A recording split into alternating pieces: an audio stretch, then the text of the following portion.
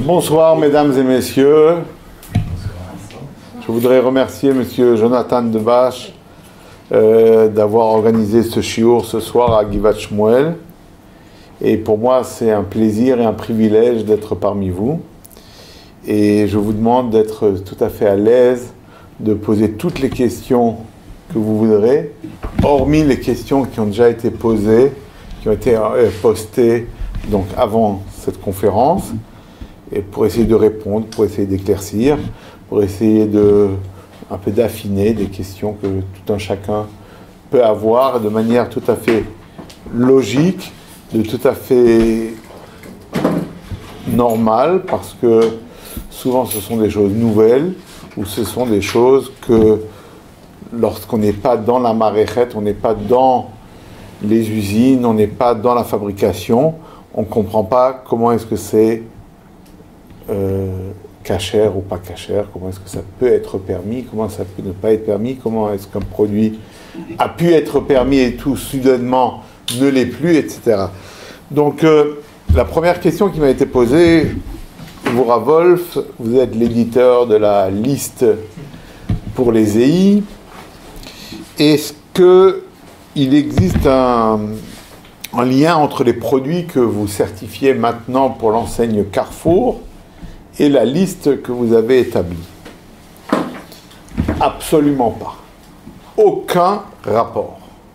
En effet, Carrefour, il s'agit d'une certification cachère. Je vais expliquer tout de suite qu'est-ce que c'est une certification cachère.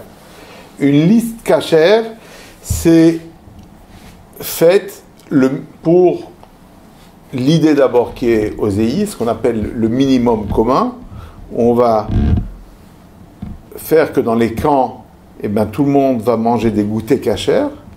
Donc, on va faire ce qu'on appelle une cacheroute à minima. Ça, c'est la première chose. Et la deuxième chose, c'est les gens sont en déplacement, sont justement dans des situations un peu extrêmes.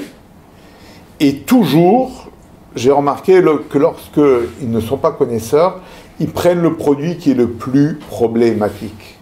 D'accord ? Donc, pour assouvir leur faim, ils rentrent dans des chélotes très graves.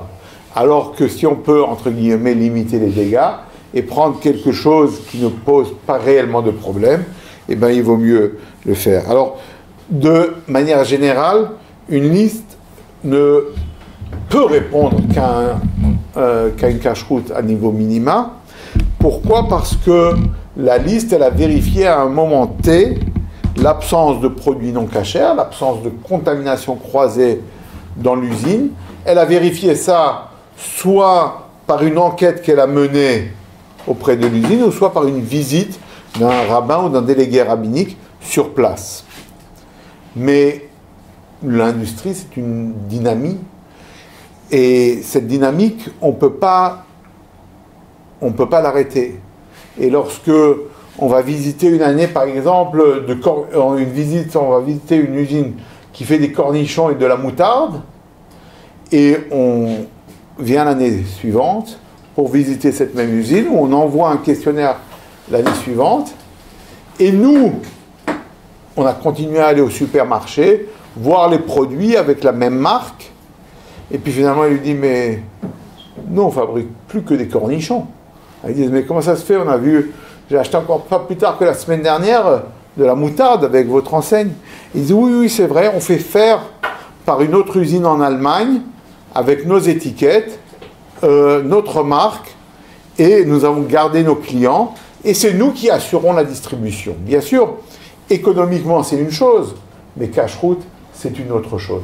Donc la liste ne peut pas garantir à 100%, mais au moins elle va gérer le risque de tomber dans des excès graves et des consommations de produits qui pourraient être totalement interdits. Lorsqu'on parle de fabrication pour Carrefour, c'est en fait des produits donc, qui ont été retenus pour le marché israélien.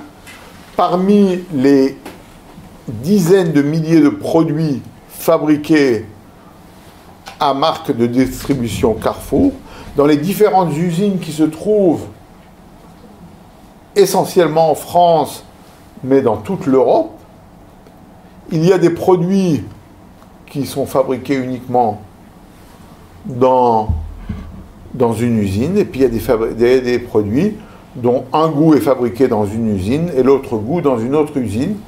Et puis le client, il voit la confiture au myrtille Carrefour, la confiture au mirabelle Carrefour et la confiture à la fraise Carrefour. Et il ne se rend pas compte qu'en fait, on est allé dans 3 usines différentes faire des productions. Pourquoi? Parce que c'est des produits qui ont été retenus par le service qualité à cause du prix, à cause de l'apparence, et encore tout un cahier des charges auquel doit répondre le produit avant d'être sélectionné par la marque. Après, on va aussi apposer le certificat cachère. Donc, il y a un cahier des charges, il y a des engagements, et il y a une fabrication spéciale si selon la cache-route, il y a besoin de faire une fabrication spéciale. Notre fabrication, nous sommes positionnés à ce qu'on s'appelle Mahadrin, c'est-à-dire aux plus hautes exigences de la halacha. Bien sûr, on va répondre à tous les paramètres que la Rabbanout va demander. Bichoul Israël, qui est une participation juive à la cuisson. Et ça, c'est quelque chose qu'on ne peut pas voir dans le produit, ce n'est pas quelque chose qui est visible. On va faire attention à des normes comme le Hadash en Israël. On ne peut pas faire entrer de la nouvelle récolte avant Pessah. On va faire attention que si le propriétaire en Europe est juif, de voir est-ce que vraiment il a vendu son Hametz ou alors faire une production après Pessah. Donc tous ces paramètres-là, ce sont des paramètres invisibles qui ne changent pas le produit au niveau de la matière première. Et comme souvent, je dis que lorsqu'on va amener un bourguignon cachère et un bourguignon non cachère dans un laboratoire, et bien peut-être qu'on aura exactement les mêmes résultats d'analyse, alors que là, on l'a abattu rituellement, on a vérifié les poumons, et l'autre, on l'a tué à la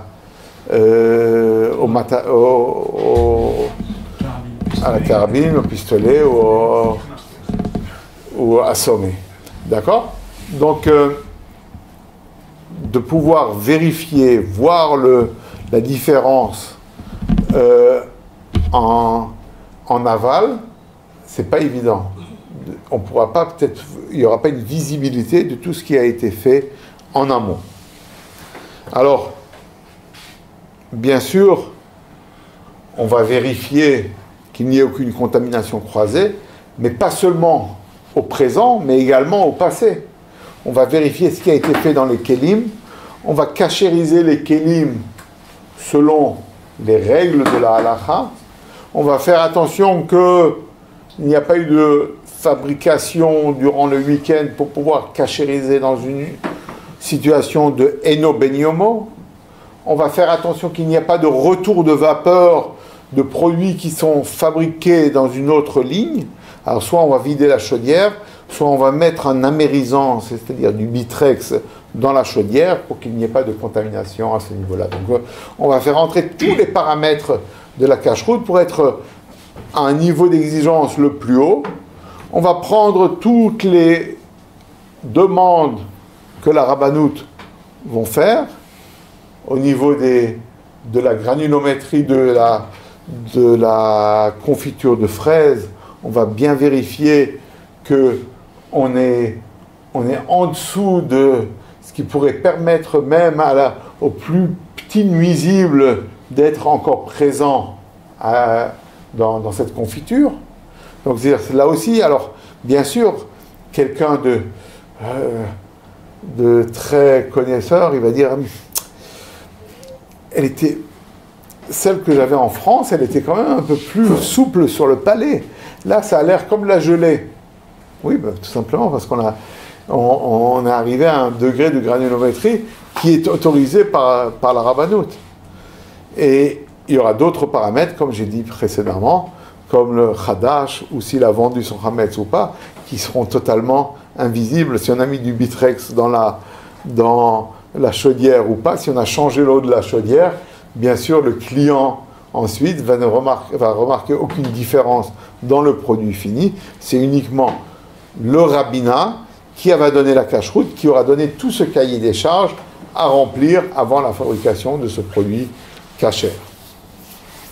Alors une deuxième question qui a été posée, c'est que certains produits considérés comme chalavi par la Rabbanut Harashit l'Israël sont pourtant considérés par certains rabbanim en France, comme en Israël, comme parvé. Comment est-ce possible? Alors, c'est écrit parvé, de notre côté, c'est écrit chalavi, on ne comprend plus rien. Alors, il y a plusieurs paramètres qui peuvent changer, même si on est sur un même produit. En effet, la Rabbanut Harashit l'Israël, les grands organismes aux États-Unis prennent une décision générale sur l'usine dans laquelle va être fabriqué le produit. On va avoir 10 lignes de céréales différentes. L'une avec du maïs, l'autre avec du riz, l'autre avec de l'avoine. Et certaines céréales sont avec du cacao, d'autres sont enrobées de chocolat, et d'autres sont avec des pépites de chocolat. Or, l'usine peut être de manière linéaire, c'est-à-dire que une ligne ne fait qu'un produit sans aucune convergence avec une autre ligne, ou alors il peut y avoir des lignes où au bout, par exemple, si on doit enrober, on va le faire sur une ligne commune. Ou s'il y a des pépites de chocolat qui doivent être insérées, ça va se faire sur un endroit, un tronçon qui va être commun dans lequel des pépites de chocolat vont tomber. Ça peut être aussi de manière différentielle et de manière séparée.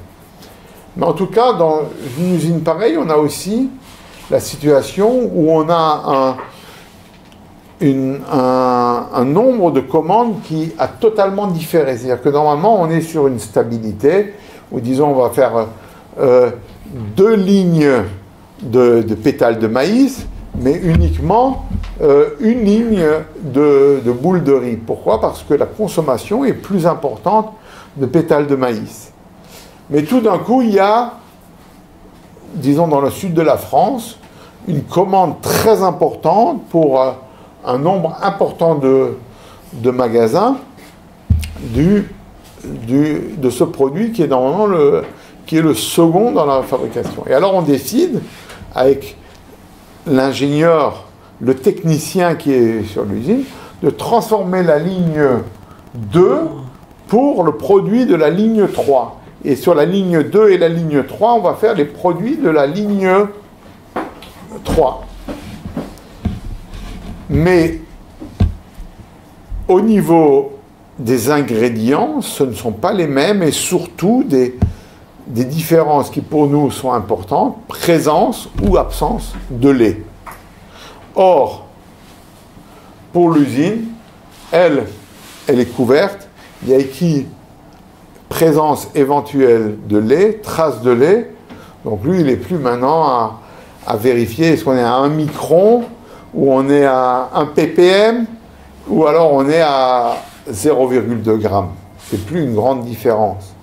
Mais surtout que sur une telle manière de gérer l'usine, la Rabbanut Harashit l'Israël, les grands organismes aux États-Unis, ils disent, pour nous, cette usine, elle est chalavi. Cette usine, c'est une usine au lait. Il y a de la poudre de lait kasher, selon les critères donc, de chaque rabbinat. On ne va pas parler maintenant les surveillés ou les non surveillés, mais disons, selon ce rabbinat, ce produit est kasher, selon ces critères, ils disent, nous, on ne peut pas écrire parvé. Nous, on ne peut pas écrire parvé dans une usine qui se permet tout d'un coup de faire passer la ligne 3 sur la ligne 2 ou le contraire. Et les nettoyages ne sont pas considérés pour nous comme étant suffisants. Pourquoi? Parce que ce ne sont pas des nettoyages de cachérisation, ce sont des nettoyages de propreté, d'hygiène. Donc, l'organisme de cache-route dit, moi, je ne veux pas rentrer dans ce risque-là. Pourquoi c'est pas Batel dans ces cas-là? Pardon? Pourquoi c'est pas Batel Beshichim dans ces cas-là? Je n'ai pas dit que ça ne l'est pas. Encore une fois, je crois que j'ai mal été compris. J'ai pas dit qu'halachiquement, on est devant un produit halavi. J'ai dit que tous ces organismes-là vont dire, nous, on reste au risque zéro. Nous, on donne un Hersher, Kacher, halavi. Nous, autant que au niveau d'une norme de risque, quand il y a des allergènes, s'il y a présence dans la même usine de poudre de lait, eh bien, toute l'usine va être considérée comme présence d'allergènes. Eux, ils disent la même chose. Ils disent, on ne va pas aller dans les détails. On ne va pas aller mesurer chaque produit. Est-ce que la ligne 1, c'est Batel Beshichim? Est-ce que la ligne 2, c'est pas Batel Beshichim? Non. Je vais quand même donner une deuxième remarque là-dessus. C'est-à-dire que quand on est déjà au niveau, on peut dire accident. Qu'est-ce que c'est dire accident? Si dans une céréale, au lieu d'avoir 0,3% de lait, ils ont tout d'un coup 2% de lait, le lait reste un produit noble. Ils ne vont pas jeter cette production-là. Puisque chez eux, c'est marqué lait, traces de lait, eux, ils sont entièrement couverts. Donc, au niveau de ce qui nous dérange, est-ce que c'est Batel Beshichim ou pas Batel Beshichim, eux, ils sont tout à fait, entre guillemets, ultra-orthodoxes. D'accord? Donc, c'est là où se trouve la différence. C'est-à-dire, est-ce que moi, je ne vois pas de lait dans cette recette? Normalement, c'est sur la ligne 1. Normalement, il n'y a aucune raison qu'il fasse sur la ligne 3. Pourquoi pas déclarer ce produit comme parvé? Ben non. La Rabbanout et les organismes américains, ils disent, nous, on ne veut pas aller dans les détails. D'accord? Donc c'est pourquoi le même produit, vous allez le retrouver dans la liste en France comme un produit parvé. Ici, ça sera écrit Afkat Chalav Noch. D'accord? Comment on va considérer justement ça? Pardon? La tablette de chocolat noir, la même tablette de chocolat noir. Non, on n'est pas encore au chocolat. On n'est pas encore au chocolat. Je vais expliquer le chocolat parce que le chocolat, c'est différent. Alors Les cornflakes, voilà. J'ai dit, on est aux céréales. Donc les céréales, donc comme ça. Pour celui qui prend que du lait surveillé, Oui, voilà. il doit savoir que c'est fait dans des ustensiles de lait non surveillé. D'accord?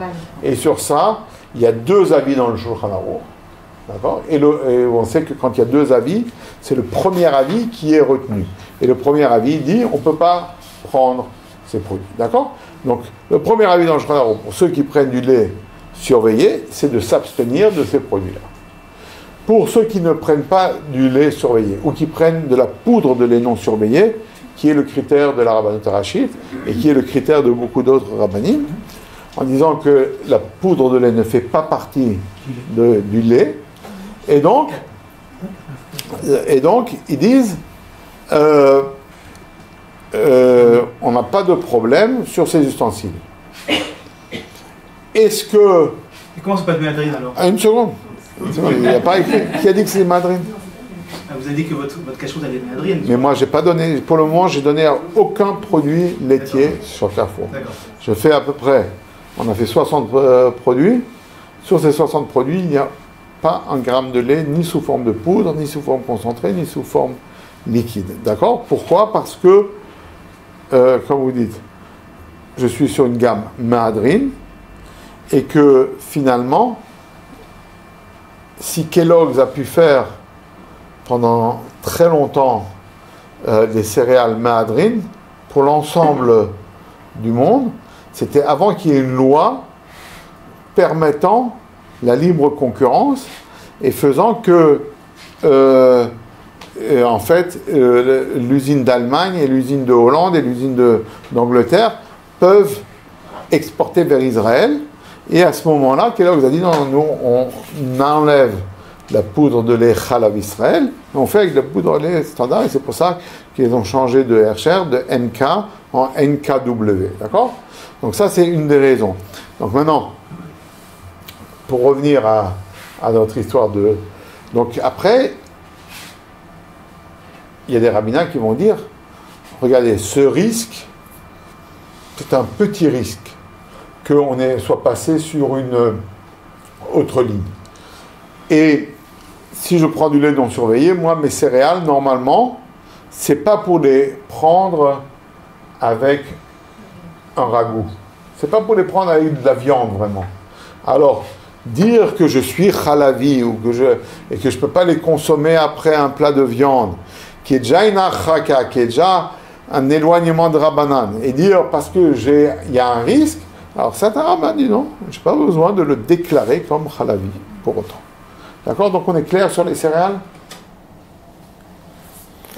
Est-ce qu'on est dans le même cas que finalement, pour quelqu'un qui serait Chalav Israël, d'aller manger, d'être invité à manger chez quelqu'un qui n'est pas Chalav Israël, et qui va faire un repas Chalav Israël pour le moment où il reçoit son invité, mais qui d'habitude a des produits qui ne le sont pas? On est dans la même cas de figure. On est dans le même cas de figure. Absolument. Alors, sauf que lorsqu'on est invité chez quelqu'un, il y a aussi le Ben Adam le Chavero, alors que face à l'usine, il n'y a pas de Ben Adam le Chavero, d'accord? Alors, sur quels critères se base la Rabbanout Arachide d'Israël pour apposer son Hersher sur un produit importé?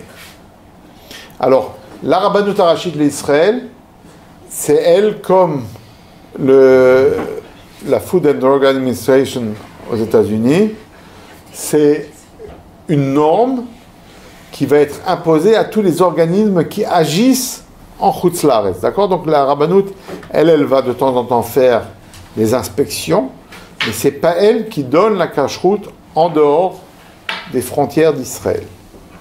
Donc la Rabbanout, elle a un cahier des charges. Elle va dire, cet organisme, tout d'abord, doit être reconnu par la Rabbanout. Comment est-ce qu'un organisme est reconnu par la Rabbanout?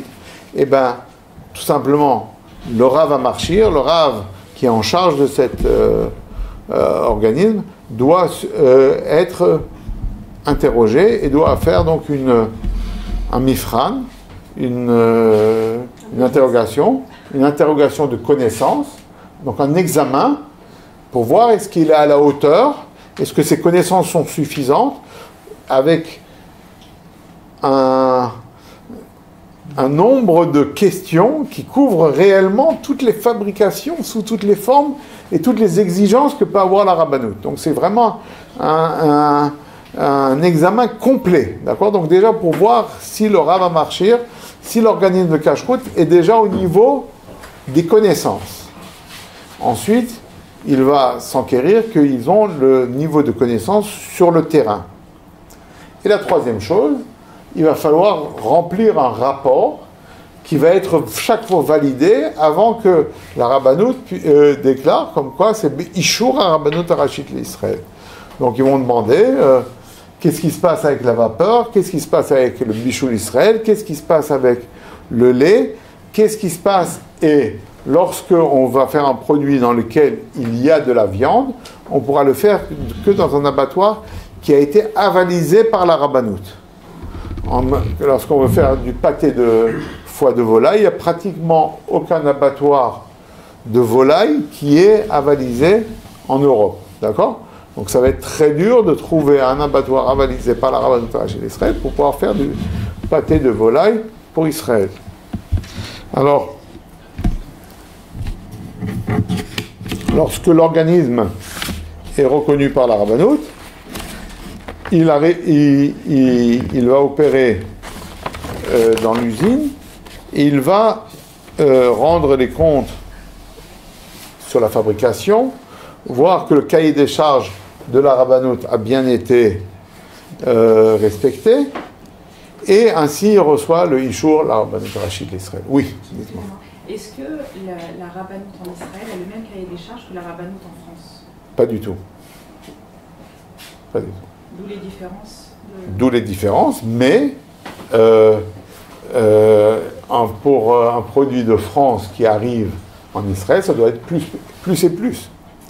C'est-à-dire qu'il faut que ça ait répondu aux exigences et de l'organisme en Chutz La'aretz et de l'organisme en Israël. Donc s'il y a comment on appelle ça, des différences, par exemple, est-ce que des champignons ont besoin de bichoul Israël ou pas? Or, nous, on consomme allègrement des champignons crus. D'accord? Et pourtant, jusqu'à il y a 2 ans, la Rabbanut Harashit d'Israël exigeait le bichoul d'Israël sur les champignons. Et bien, quelqu'un, il pouvait arguer du matin au soir, dire « Ma femme me fait tous les jours une salade de champignons. » Et bien, son raisonnement ou son argumentation restait caduque devant la Rabbanut qui disait « Non, le champignon doit être fait dans une usine où on a fait bichoul Israël. » Rav Yitzhak Yosef a dit, c'est Da'at Yachid, c'est une opinion, celle du Shach dans le Shulchan Aruch, qui est une opinion unique, et comme l'ensemble des poskim pensent le contraire, il faut qu'on allège cette restriction, et donc depuis maintenant, on peut importer des champignons vers Israël. Vous savez que le plus grand producteur de champignons, c'est quel pays? France. La Hollande. Et quel est le pays le plus grand consommateur de champignons par tête? Israël. Alors une fois dans une usine en Hollande, j'ai demandé, ils m'ont demandé, mais pourquoi est-ce qu'Israël consomme tellement de champignons? J'ai dit, c'est très simple. Les champignons, c'est neutre. Nous, on ne peut pas manger bassar, b'chalav. Lorsqu'on a un repas de viande, on ne peut pas consommer de fromage. Et lorsqu'on a un repas de fromage, on ne peut pas consommer de la viande. Lorsqu'on a des champignons, on peut mettre dans notre plat de veau, on peut mettre des champignons.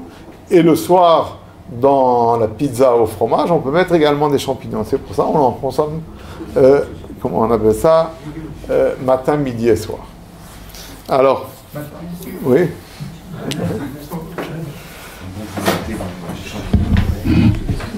Oui. Rafi. Oui.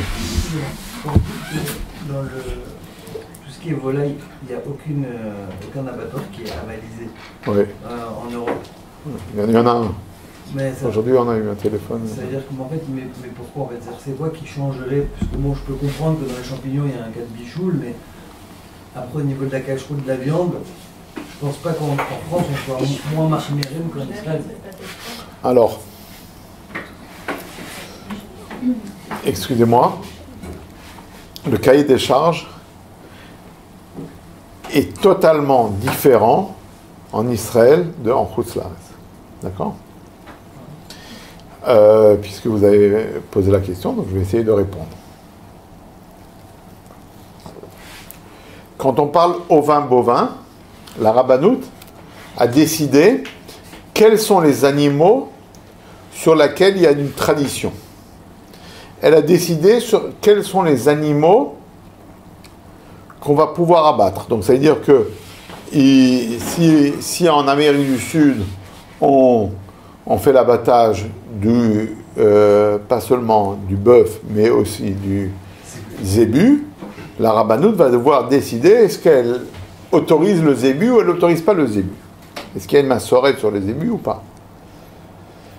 Si on va faire de la pintade en Angleterre, mais pas en France, est-ce que la pintade va être autorisée en Israël ou pas? La massorette, c'est pas seulement sur les oiseaux? Si. Et le zébu, c'est un veau? Non, ouais. Bonne question.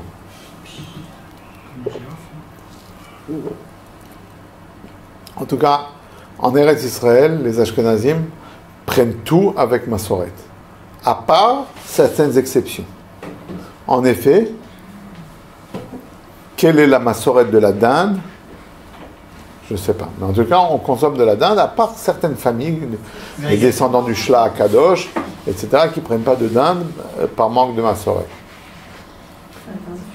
Lorsque moi j'étais enfant à Strasbourg, on ne prenait que du canard pékin. On n'abattait jamais du canard de barbarie. Or, le canard en Israël, c'est du canard mulard. C'est celui qui est accepté par la rabbanout et qui est un croisement du Pékin et du barbarie. D'accord?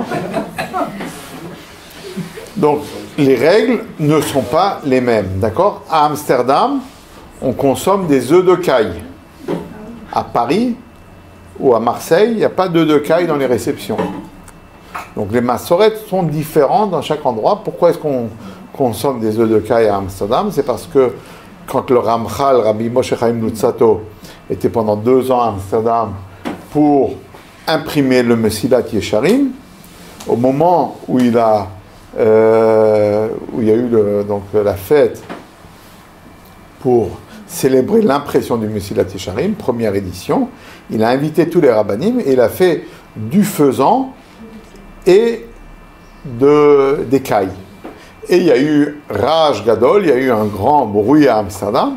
Et finalement, il a pu amener des Talmidei Chachamim d'Italie qui ont pu prouver que cette espèce était cachère. Et c'est pourquoi que depuis, chaque année, on fait l'abattage pour ne pas oublier la massorette, donc des cailles et des faisans à Amsterdam, ce qui n'est pas le cas en France. Donc, sur la massorette, la rabbanout a un cahier des charges complet pour dire voici des espèces autorisées et voici des espèces non autorisées. La deuxième chose,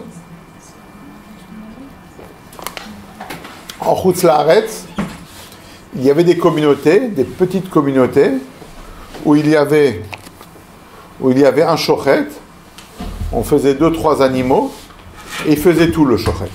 D'accord? Il était le shochet, le bodek sakinim, et ensuite, des fois même, le menaker. En Israël, chaque abattage rituel a besoin d'un tsevet, d'un nombre de personnes qui se déplacent et qui viennent à l'abattage. C'est-à-dire que s'il n'y a pas un bodek sakinim, c'est-à-dire quelqu'un qui ne fait rien d'autre que de vérifier le couteau, d'accord? Donc son métier, son rôle dans l'abattoir est de vérifier le couteau des shochatim, et bien il n'y a pas d'abattage, d'accord? Ça, le jour où le bodek sakinim est malade, il n'y a pas d'abattage. Donc ça c'est la première règle. La deuxième règle, c'est le temps d'abattage. En Israël, pour les abattoirs régulés par la rabbanout harashit, ils vont dire, pour le kasher, c'est une pause tous les temps et temps, et pour le mahadrin, c'est une pause tous les temps et temps. On vérifie le couteau pour les poulets chaque carton, et pour le kasher, on vérifie pour chaque palette. D'accord? Donc il va y avoir des règles, et lorsque je vais faire un abattage en Chutz Laaretz, je dois me conformer aux exigences de la rabbanout. Ensuite, il y a 2 autres sujets d'installation sur lesquels il y a également 2 avis totalement différents. En Angleterre, le ministère de la Santé publique ou du bien-être des animaux interdit de retourner la bête. D'accord? Donc la shrita est faite lorsque le bœuf est debout. Il est bien sûr dans un piège qui va tenir le cou de la bête.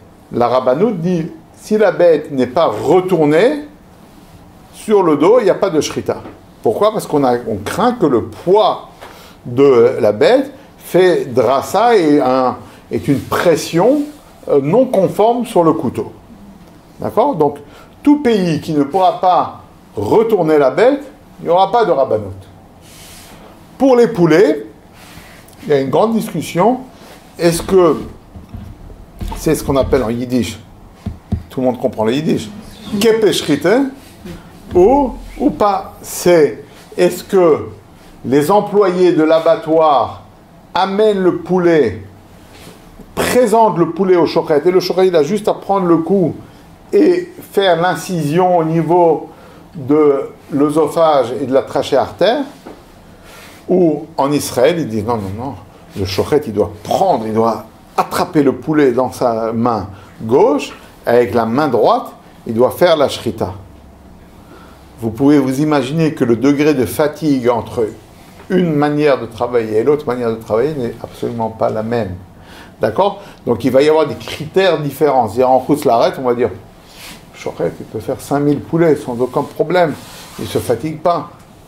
En Israël, on va dire, mais au bout de 800 poulets, il est complètement out. Il faut qu'il aille se reposer. D'accord? Donc bien sûr, ils n'ont pas fait le même geste. L'un a pris le poulet en main, il a pris le coup, il s'est présenté.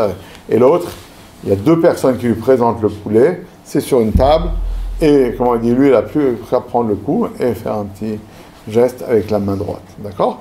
Donc, vous allez demander, est-ce que les abattoirs sont différents? Oui, ils sont différents. Vous demandez pourquoi est-ce qu'il faut un ishour de la Rabbanout? Parce qu'ils ont des critères, et si on ne répond pas aux critères, eh ben, il n'y aura pas. D'accord? Ils vont avoir des règles ensuite sur la cachérisation. Ils vont avoir des règles sur la cachérisation du foie, etc. Et d'un autre côté, le Nikour, il y a des minagim différents entre Khutz Laaretz et Israël.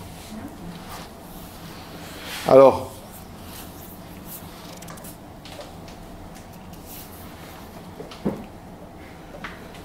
les produits importés par Carrefour en Israël, est-ce une production spéciale cachère ou bien le produit est-il également autorisé en France? Existe-t-il une liste pour ne pas se tromper? Certains peuvent l'être également en France. Il n'y a aucune garantie. Pour Israël, on a fait des fabrications spéciales répondant à tous les critères dont on a parlé avant. Bichoul Israël, vidange de la chaudière s'il fallait, attente de 24 heures de délai, donc de carence entre une production non cachère et une production cachère. Et ce que encore les gens ne savent pas en plus, c'est que, comme toute chaîne de production, vous savez,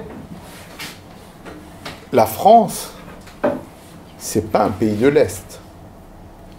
Un pays de l'Ouest, c'est un pays dans lequel il y a une libre concurrence, qui fait que souvent, ce sont des petites et moyennes entreprises et qui, à un moment de leur existence, ont des difficultés financières. On va leur donner un plan de redressement. Des fois, ils arrivent à redresser leur trou financier, et des fois, ils n'arrivent pas à redresser. Et souvent, leur ex-concurrent qui a su mieux gérer les crises, qui a su mieux gérer les prix, qui a su mieux gérer les matières premières, va racheter, après faillissement de la première usine, va racheter cette usine. Il va produire le même produit dans deux unités de production différentes. Et ensuite, selon un réseau géographique, il va distribuer ce même produit, l'un dans l'est de la France et l'autre dans l'ouest de la France. Pourquoi? Parce que le transport, ça coûte de l'argent. Et vous pouvez avoir ensuite deux usines qui appartiennent au même groupe, un qui est en Belgique, l'autre qui est en Espagne, qui va faire le même produit, mais l'un va utiliser de la maltodextrine kitniot et l'autre va utiliser de la maltodextrine chametz. Et alors on va se retrouver avec le même produit, puisque l'un il va remonter d'Espagne jusqu'à Lyon et l'autre il va venir de Belgique jusqu'à Lyon. Et à cet endroit-là, on va se retrouver avec pratiquement le même produit, l'un provenance Belgique, l'autre provenance Espagne, l'un chametz, l'autre kitniot. D'accord? Donc, ça veut dire que nous, quand on va voir le produit, on va dire, ben, c'est le même. Il n'y a aucune raison. Si l'un est cachère, l'autre doit être cachère. Si l'un est kitniot, il doit aussi être kitniot. Non, ce n'est pas le cas. Donc, ça veut dire que eux, ils vont, suite à ces différentes petites et moyennes entreprises, ils vont dire, nous, on a besoin de prendre 200 millilitres maintenant de lait d'amande, ben on va prendre de 5 fournisseurs différents de lait d'amande. Et dans ces endroits-là, alors on va voir eau, fèves d'amande, gomme galane, etc. Mais les installations ne seront pas forcément les mêmes. D'accord? Donc, c'est vrai qu'eux viennent avec un cahier des charges, c'est eux qui viennent avec... Mais disons, on est très proche d'un cahier des charges pratiquement identique, mais pour la cache-route très proche, ça ne veut pas dire idem, ça ne veut pas dire... Et comme on dit toujours, 80% cachère, c'est pas 100% cachère. Il manque quelque chose. Donc les produits Carrefour qui sont en Israël, on les trouve pas en France? On les trouve en France, mais vous ne savez pas où. D'accord. Tu sais pas si c'est la version On sait pas, d'accord. Ok, très bien. Et deuxièmement, qui est le gouffre qui donne la cache-route en France pour les produits Carrefour? D'accord. Alors il y a plusieurs groupes, plusieurs organismes de cache-route qui ont été chargés par la société Carrefour pour leur donner la cache-route. Selon, comme on a dit avant, par exemple, moi je ne donne pas, puisque je fais que du madrine, donc je ne donne pas sur des produits à la poudre de lait. Donc ils vont dire, on demande à cet organisme-là qui donne sur de la poudre de lait Chalav Stam de nous donner une cache-route sur les céréales, de nous donner une cache-route sur les chocolats. Et puis ensuite, souvent, ils appellent l'usine et l'usine elle dit, mais nous on est déjà certifiés. Nous on a un certificat à l'année. Il dit, qui c'est cet organisme? Il regarde sur la liste de la rabbanoute, il dit, est-ce qu'il est reconnu ou pas reconnu? S'il est reconnu, il donne un coup de fil, il dit, écoutez, voilà, ça c'est notre private label. Ils éditent un certificat pour le private label et les choses sont faites. Oui. Quel est l'intérêt pour un industriel comme Carrefour Pardon. Quel est l'intérêt pour un industriel comme Carrefour d'avoir vous comme ministre la méadrine et un autre qui certifierait beaucoup plus de produits parce que la Rabbanut Arachie Israël ou lui-même pense que ces produits sont cachers. Je ne vois pas l'intérêt pour un industriel d'aller chercher la méadrine. D'accord. Alors regardez, qui peut le plus, peut le moins. Regardez. C'est un peu grand marché. C'est nous, on est capable déjà de faire un En fait, c'est pas sûr de Carrefour. Ok, alors c'est très simple. Non, mais c'est pas sûr qu'il y a des produits, D'abord, qui sont facilement... encore une fois, Carrefour n'est pas un fabricant. On l'a bien dit, Carrefour est un distributeur. Ils vont faire fabriquer à leur marque. Certains produits, ils vont les fabriquer, mais la plupart, ils vont les faire fabriquer dans différentes usines, d'accord? Selon un cahier des charges bien précis de qualité, au niveau gustatif, au niveau taille, au niveau aspect, au niveau qualité sanitaire, au niveau s'assurer que ce n'est pas des petites mains qui font ça dans des pays où on ne respecte pas, voilà, au niveau éthique, etc. Donc il y a tout un ensemble de cahiers des charges. Et en plus, maintenant, il doit être cachère. Il doit être cachère selon la rabbanoute.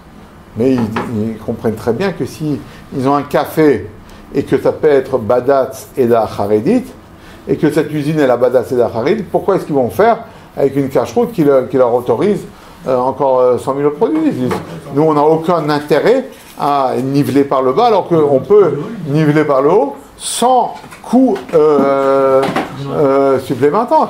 Donc, et en plus, ils disent, nous, on veut rentrer en force en Israël avec un nombre maximum de produits avec notre marque et une cache-route. Donc on est obligé de partager aussi entre différents organismes. On ne peut pas être en même temps à Pointe-à-Pitre et au Cape Town. Il faut un peu... supermarché, c'est beaucoup. Enfin, voilà. Je parle par Rochera, tu vois, je sais pas. Absolument. Tout à fait. Et après, il y a aussi une dynamique de...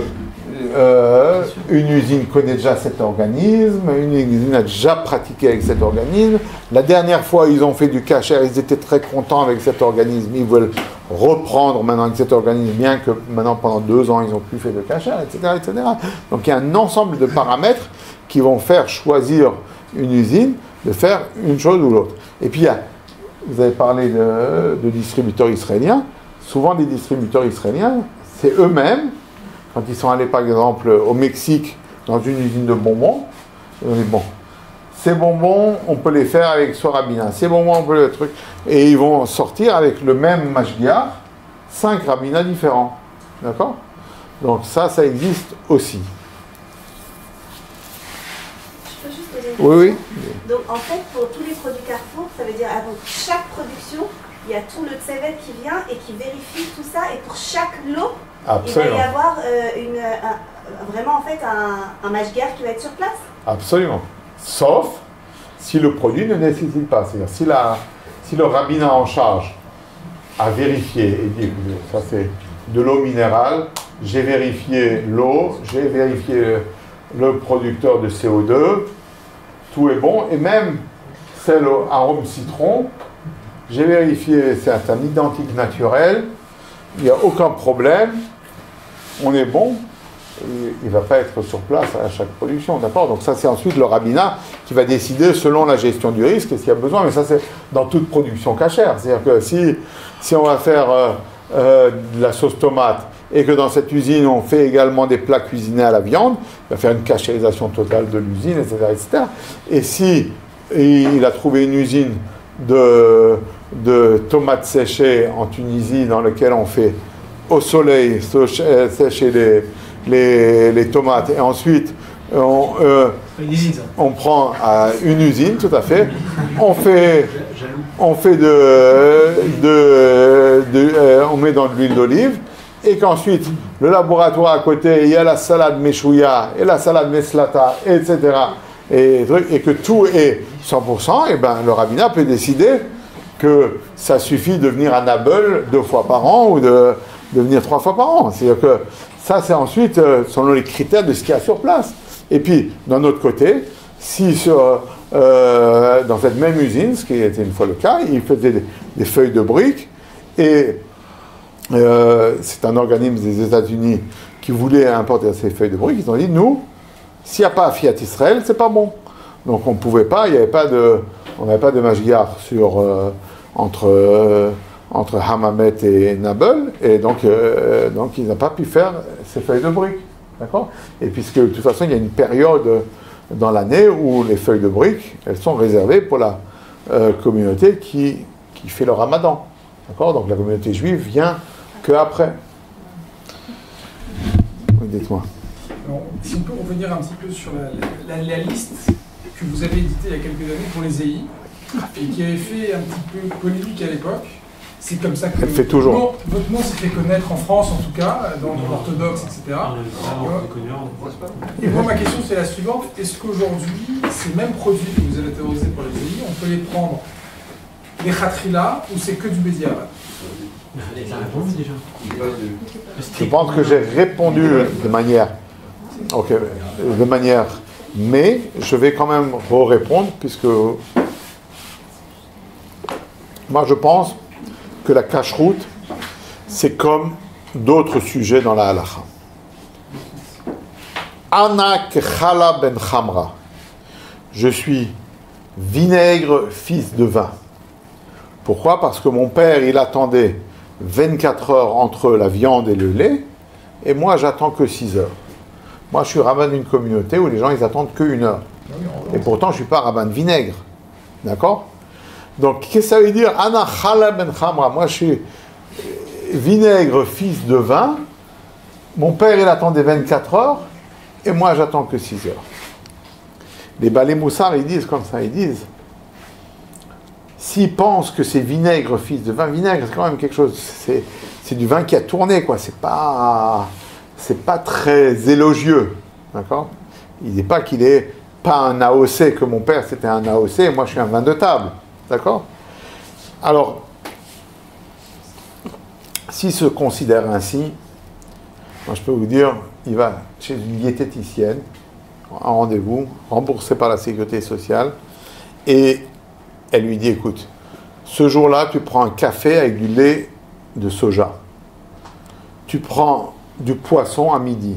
Et je peux te faire sur 7 jours avec des plats variés, différents, respecter les 24 heures de temps de latence entre la viande et le lait. C'est pas la fin du monde, d'accord? Il y a des gens, c'est vrai, il y a des gens qui vont dire, moi, je ne consomme pas ce repas la viande parce que sinon je ne pourrais pas prendre mon café au lait, d'accord? Mais disons, l'ensemble des gens, ils prennent ce qu'il y a au repas et ensuite ils respectent le temps de latence qu'il y a entre la viande et le lait, sans souci majeur. Donc, ce Tana, s'il pense que c'est si grave de ne pas être comme son père, alors pourquoi est-ce qu'il ne demande pas conseil chez une nutritionniste et puis finalement régler son problème? C'est que, disent les Balei Moussar, c'est qu'il ne se sentait pas à la madriga. Son père, quand il a entendu la Torah, l'Otevachel Gdib Chalavimo, tu ne cuiras pas le chevreau dans le lait de sa mère, pour lui, ça a fait une répulsion de 24 heures entre la viande et le lait. Il dit, moi, je sens aucune... pour moi, je suis à la lettre ce que la halakha me dit, mais moi, je ne le ressens pas comme ça. Disent les Balei Moussar, on ne peut pas faire le perroquet. On ne peut pas faire ce que l'autre y fait parce qu'on veut être à la même madriga. Alors, le judaïsme, c'est quand même quelque chose d'assez large. On a Tariag Mitzvot. Vous savez, il y a des gens, ils disent, moi, à Juan-les-Pins, samedi matin, quand il m'a donné la srena et qu'elle n'était pas Chalak Bet Yosef, je l'ai refusée tout de suite. J'ai dit au livreur qu'il la reprend. Bon, tout le monde comprend que c'est insensé de parler comme ça. Donc ça veut dire que la cache-route, ça fait partie d'un ensemble. Et que une liste à minima, c'est bien. Pardon?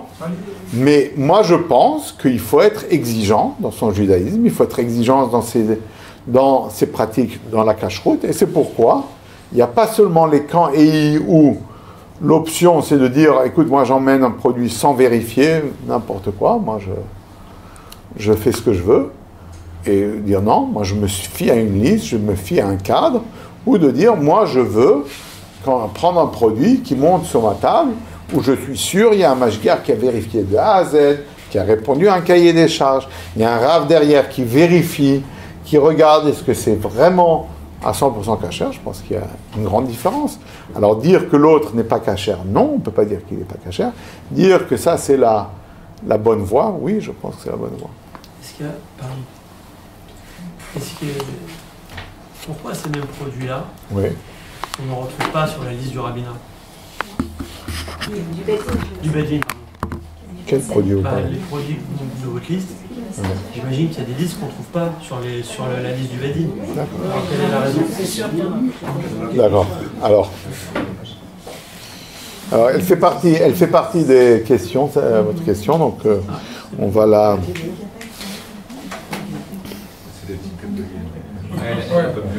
Voilà, c'est la dernière question, non? Donc je vais la poser maintenant et après je vais retourner.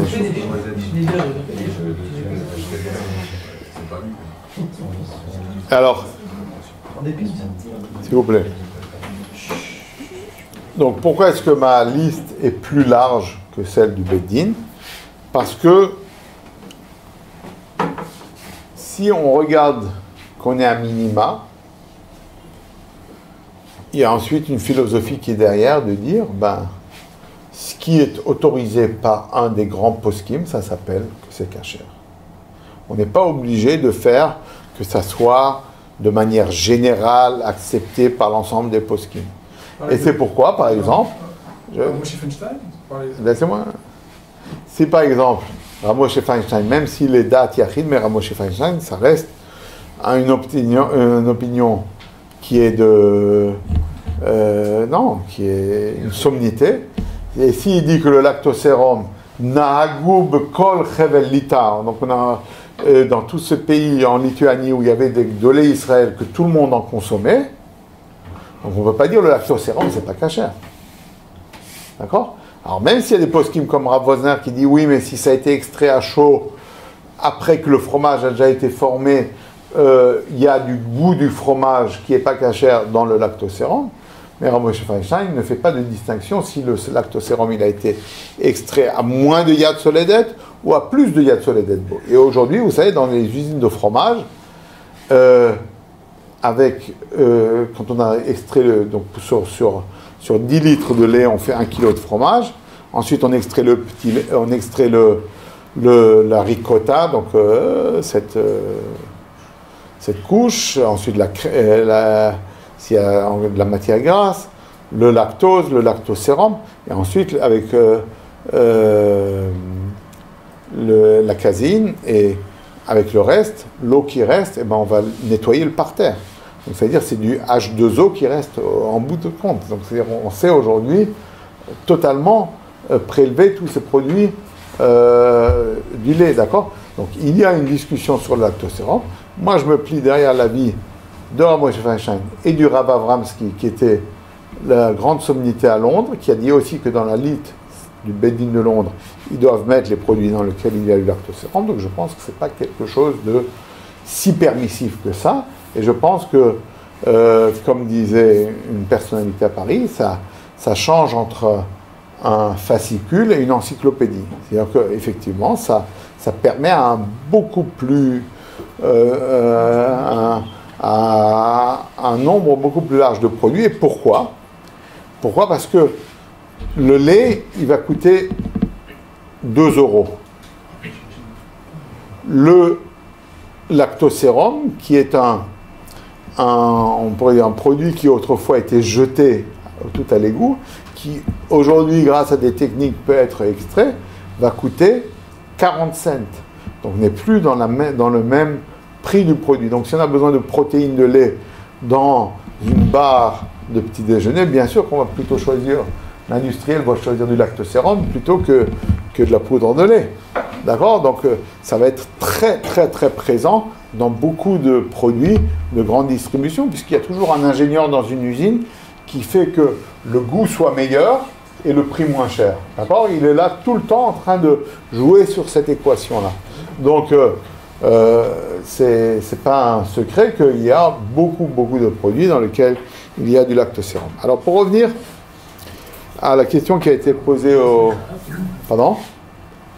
à la question qui a été posée précédemment, les chocolats. Les chocolats noirs sont inscrits dans la liste comme parvé, et ils arrivent en Israël en tant que halavi. Pourquoi? Alors il y a plusieurs raisons. Il y a des raisons historiques, il y a des raisons halachiques, et puis il y a des raisons ensuite de ce qu'on appelle cahier des charges de la rabbanout. Alors les raisons historiques, c'est que il y avait un chocolat très connu dans lequel il était écrit parvé. Un enfant a consommé ces chocolats, il est monté dans l'avion, et puis il a commencé à gonfler, et à la minute, à la dernière minute, ils ont, Baruch Hashem, pu sauver cet enfant. Les parents ont fait un procès au duty free. Le duty free a dit, mais nous, on n'a fait que distribuer des produits qui ont été marqués par le fabricant. Ils se sont retournés contre le fabricant. Le fabricant a dit, mais moi, j'ai jamais dit que ce produit ne contient pas de lait. C'est le rabbinat. Donc, il s'est retourné contre le rabbinat. Et le rabbinat a été obligé, à partir de ce moment-là, d'écrire halavi, puisque le grand consommateur va considérer qu'un produit parvenu est sans présence d'allergènes, donc ils veulent en mesure de précaution que ça soit écrit halavi s'il y a présence dans l'air de poudre de lait, puisque c'est un produit qui est assez volatile, la poudre de lait, sauf s'il y a des cloisons en plastique entre les différentes lignes dans l'usine. D'accord? Donc ça, c'est une exigence au niveau historique, au niveau des fabricants. La deuxième, c'est une réalité, c'est que lorsque les usines ont écrit peut contenir des traces de lait, ils se sentent très libres d'utiliser la poudre de lait comme un correcteur d'acidité si le pH n'est pas au niveau, pour remonter le pH. D'accord? Donc d'acide à basique. Et ça, une fois j'étais à Madagascar et j'ai demandé, mais pourquoi est-ce que vous achetez des fèves qui coûtent le double de celles que vous pouvez acheter au Brésil? Il m'a dit, tout simplement, ce sont des fèves qui n'ont pas du tout la même qualité. Et donc, pour des grands consommateurs, des puristes, ceux qui veulent du chocolat noir et qui savent apprécier le chocolat, pas une confiserie comme avec du lait. Ils veulent que ce soit fait dans un atelier qui n'a pas de lait, sur des conches qui n'ont pas de lait, etc., etc. Et les autres vont être beaucoup plus permissifs. Donc s'ils ont acheté des mauvaises fèves, ils savent les traiter avec de la poudre de lait. Et donc arriver à neutraliser cette acidité avec de la poudre de lait. Comme il y a marqué trace de lait, eux ils ne se sentent pas obligés d'en dire plus. Ça c'est des cas extrêmes dont je parle. Le cas normal, c'est ce qu'on appelle pousser la matière première. L'eau et le chocolat sont les plus grands ennemis au monde. Les usines qui font parvé pour Israël, ce sont deux usines, une en Belgique, une en Espagne, qui une fois par an font un arrêt de fin d'année et qui ensuite, après avoir cachérisé à l'eau bouillante les installations, font pendant 15 jours une opération de séchage de l'usine, d'accord, pour qu'il ne reste pas une goutte d'eau dans cette usine. Et ensuite, ils vont pendant un mois produire des produits sans lait. Ces produits vont partir pour Israël et les États-Unis. Une toute petite partie va être récupérée pour l'Europe. Et ensuite, ils vont repasser avec des produits au lait et des produits sans lait.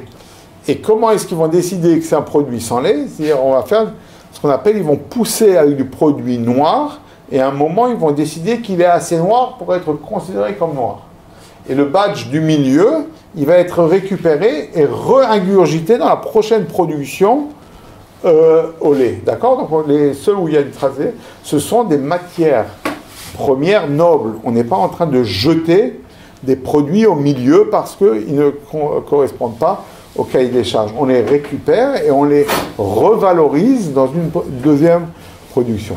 Donc ça veut dire que on est à nouveau un peu, de manière différente, comme on l'a dit, dans la configuration des céréales dont on a parlé au début du show. On est dans une usine où on est en train de travailler du lait sans lait, du lait pour des raisons d'acidité, du lait pour des raisons de goût, etc.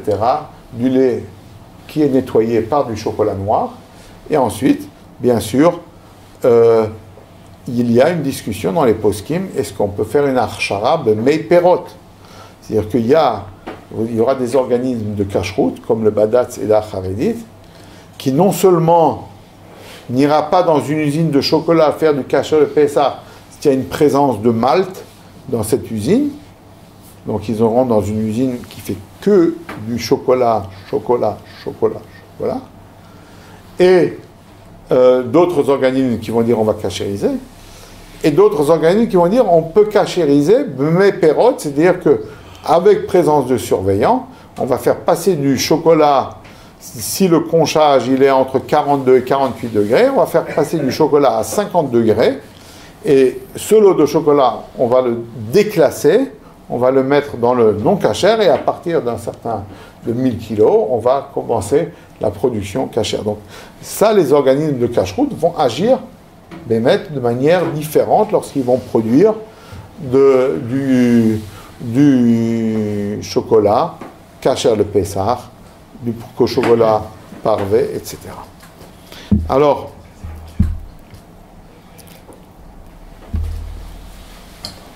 donc, alors, comment le chocolat parvé en France, il arrive à la vie? Parce que la rabbanoute, elle a décidé que c'était halali? Parce qu'elle a décidé que si c'est sans surveillance, et qu'il y a du lait sur et que cette usine, elle traite des fois contre l'acidité de la fève avec la poudre de lait, ils disent, pour nous, cette usine... Ils font un risque plus élevé que sur les céréales. Ouais. Un risque plus élevé, mais moins... Parce qu'il y a un problème de cohérence. Moi, si je le mange en France parvé, est-ce que je dois le manger halali ici? Il n'y a pas de détection de vinaigre. Est-ce que je suis incohérent? Est-ce que si je vais à Amsterdam, je vais attendre une heure, je suppose, entre Bassar et halal? Ici, on ne parle pas de vinaigre. Ici, on parle de réalité. Et après, selon vos connaissances, vous vous fiez soit à ce que Paris vous dit, ou soit à ce que le rabbanout a mis en place. Pour le chocolat, est-ce que, bon, je comprends une fabrication, mais dans l'usine Nestlé, la chaîne de production qui sort le Nestlé dessert chocolat noir, ça s'arrête jamais, ça. Ça, c'est vous qui l'avez dit. Non. J'ai pas marqué de lait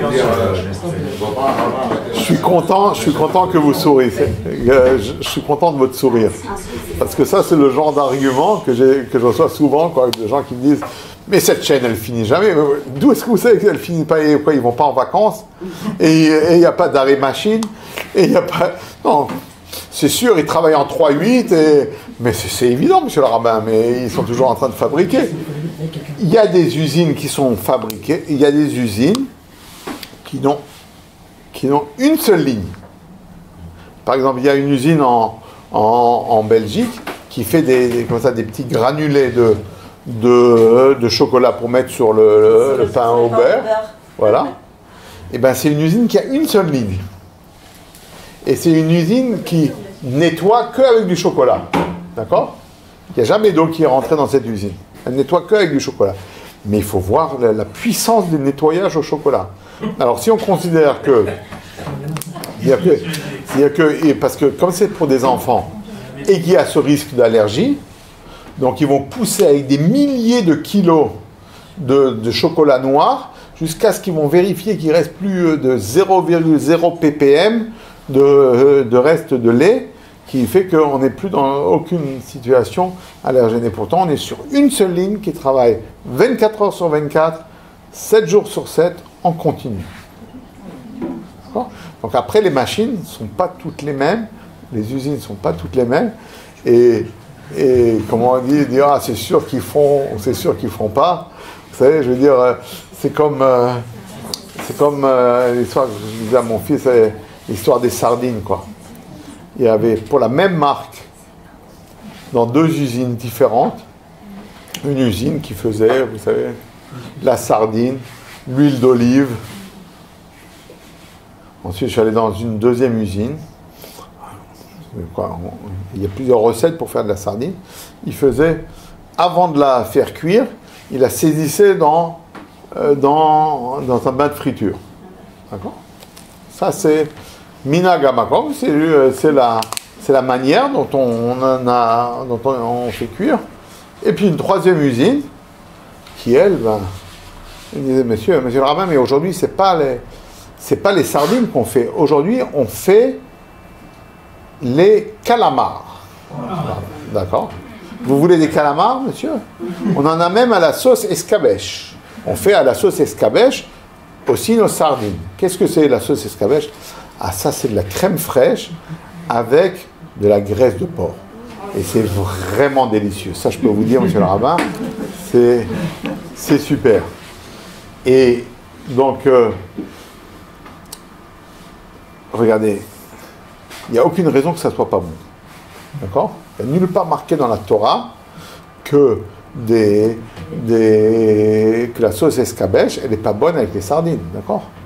Donc, que ce soit clair. C'est-à-dire que ce qui est bon pour nous, ce n'est pas forcément bon pour eux, et ce qui est bon pour eux n'est pas forcément bon pour nous. D'accord ? On a une autre ligne de vie. Et souvent, je dis qu'en fait, non seulement on n'a pas la même ligne de vie, mais on n'a même pas le même langage.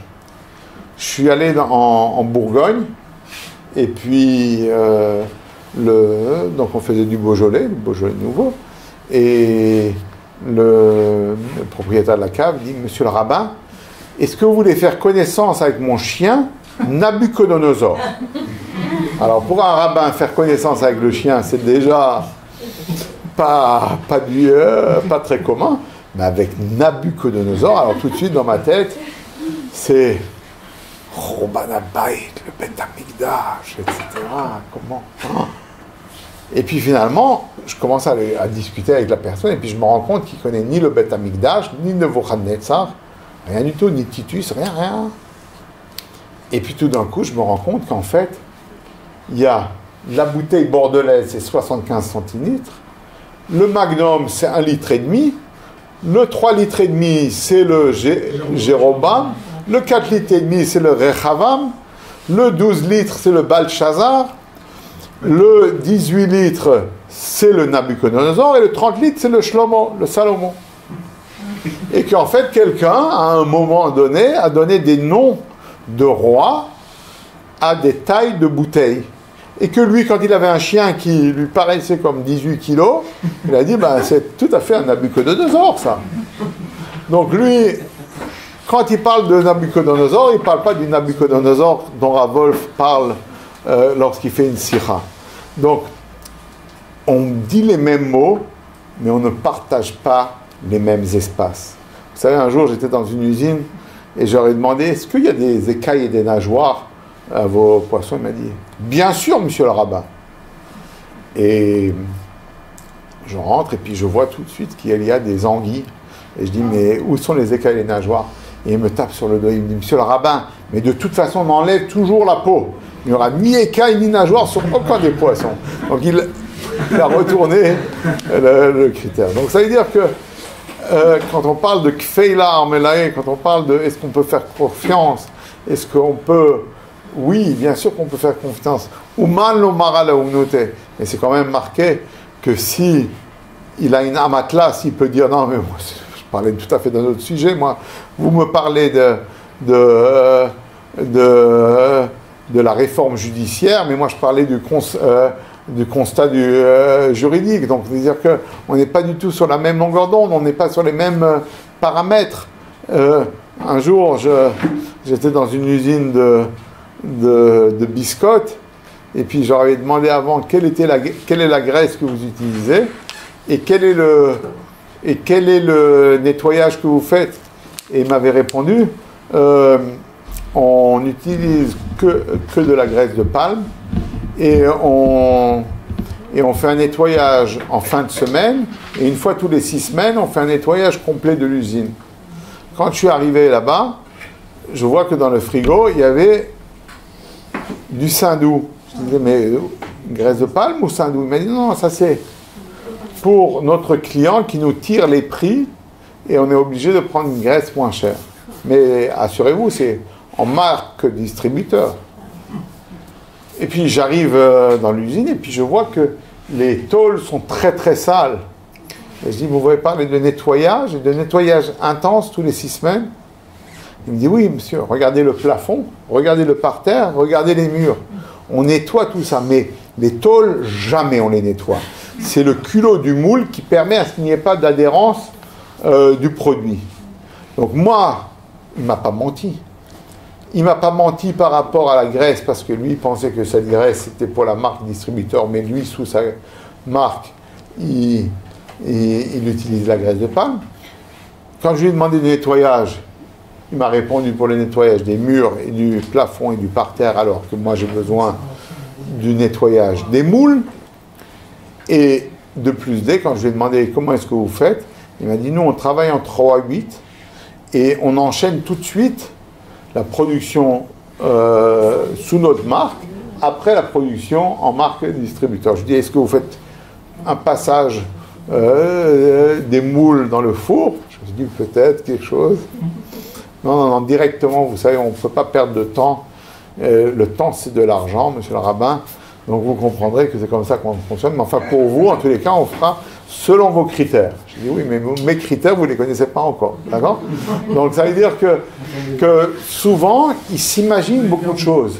Ils sont certains qu'ils se placent. Pourquoi? Parce que ils n'étaient pas à la yeshiva. Ils n'ont pas étudié le Shulchan Aruch. Ils ne savent pas les bonnes pratiques de la kashrut. Donc ça veut dire qu'il faut quand même se méfier. Et pas croire. Pardon? Vous allez percuter vous, mais peut-être d'autres ne percuteront pas comme ça. Oui, c'est possible. Et c'est pour ça qu'il faut être très alerte. Il faut être vraiment très percutant. Et oui, vérifier tous les recoins dans une usine. Je suis tout à fait d'accord avec vous. Juste pour le simple consommateur, quel conseil vous pouvez donner pour que... Parce qu'il y a eu quand même des polémiques avec des hashgachot qui étaient a priori des fausses hashgachot, des choses comme ça. Donc, qu'est-ce que vous pouvez nous donner à nous comme... Regardez, je ne dirai aucun nom. J'ai pas envie non plus d'être poursuivi pour diffamation. Et puis, mais ce que je veux vous dire, c'est que oui, il faut être vigilant. Oui. Vous voulez qu'on fasse 5 minutes, ça Oui, il faut être vigilant. Oui, il faut faire attention. Il y a des faux, et il y a du faux dans le fond, et il y a du fond dans la forme. C'est des histoires de gros sous. Il faut, pardon? C'est des histoires de gros sous, des histoires d'argent. Ouais. Mais par rapport à tout ce que vous voulez raconter, par exemple la liste du consistoire, Ouais. elle ne fait pas ce genre de vérification. Elle fait, tout à fait. Elle fait ce genre Elle de fait absolument. Encore une fois, pas sûr qu'elle va visiter les usines, mais elle fait une enquête totale. Et ça, je peux vous dire que quand les usines, dans les 15 jours, elles n'ont pas répondu parce qu'elles n'ont pas envie de répondre, et ben ça part de la liste. Et vous ne savez pas pourquoi tout d'un coup. Et alors que vous êtes dans l'usine, que vous avez visité il y a 8 jours, vous dites, mais pourquoi ils ont enlevé de la liste? Oui, ils ont enlevé la liste parce que on n'aura pas. Ils vont pas faire. Regardez, on peut pas avec un nombre limité d'employés faire un travail. Je dirais gigantesque. Alors, vous savez, dans ces choses-là, toujours on dit le Shem Shamaim et les gens qui gagnent. D'un côté, les gens qui font le Shem Shamaim, souvent ils se fatiguent. Ils disent écoutez, moi j'ai fait de mon mieux, j'ai envoyé l'enquête, ils n'ont pas répondu. Et d'un autre côté. Quand on parle, quand on dit que les industriels ils n'ont pas payé, c'est pas ça, en fait, c'est complètement faux. De dire pourquoi c'est souvent on entend l'argument de dire parce que ça n'a pas été. Il ne paie rien du tout l'industriel. Ça change rien. Ils ont juste détecté un problème et ils l'ont retiré. Pourquoi ils payent pas l'industriel? Ils ne payent pas l'industriel? Non, ils ne parlent pas de la même chose, ils parlent de la liste du consistoire. Pour le consistoire, l'industriel ne paye pas le consistoire pour avoir la classification? Non, pour être sur la liste. Oui, mais pour être sur la liste. Pour être sur la liste, deux choses différentes. Ils ne payent pas? Et pour être sur votre liste? Non plus. Alors, qui est votre employeur? Alors, je ne comprends pas qui c'est qui vous paye pour faire votre travail. Carrefour. Non, Carrefour, c'est pas ça, mais la liste des îles, par exemple, le bon Dieu. Du bénévolat. Le bon Dieu. Du bénévolat. C'est qu'en fait, je récolte les informations de gens qui font la surveillance pour d'autres organismes, pour d'autres clients, et qui me disent, voilà, j'ai visité à telle date cette usine, on peut toujours prendre, on ne peut pas prendre. Donc c'est un travail, effectivement, de bénévolat. Mais quand un distributeur ou un fabricant demande à être certifié, La certification d'achat, il va faire venir des personnes qui vont venir le contrôler. Ça va lui être facturé comme ça. Bien sûr, c'est évident. Carrefour, par exemple, le fait d'avoir certifié des centaines de ce produit, parfois ça lui a pas coûté d'argent quand l'usine qui fabriquait était déjà certifiée, et parfois lorsqu'il a fallu adapter, réfléchir, etc. Absolument, mais comme tout frais qu'il va mettre en place, si par exemple pour la norme, les boîtes doivent faire 15 cm sur 12 cm, parce que c'est comme ça la norme dans ce pays-là, eh ben, il va chercher des boîtes de 15 cm sur 12 cm et il va le mettre en boîte. Une fois que c'est fait, est-ce qu'ils ont entre guillemets une taxe annuelle à payer? Une espèce de redevance annuelle?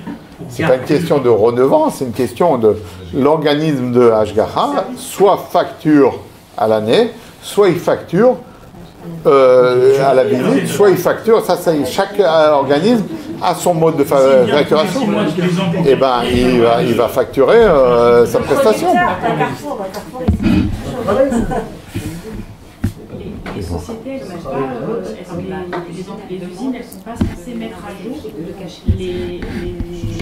les institutions de Hashgacha quand il y a un changement dans la production.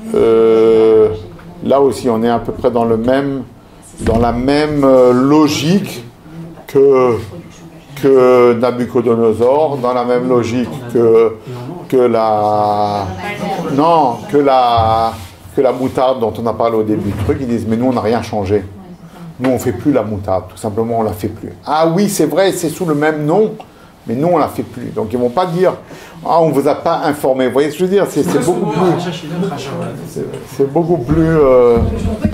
On fait exprès, ils sont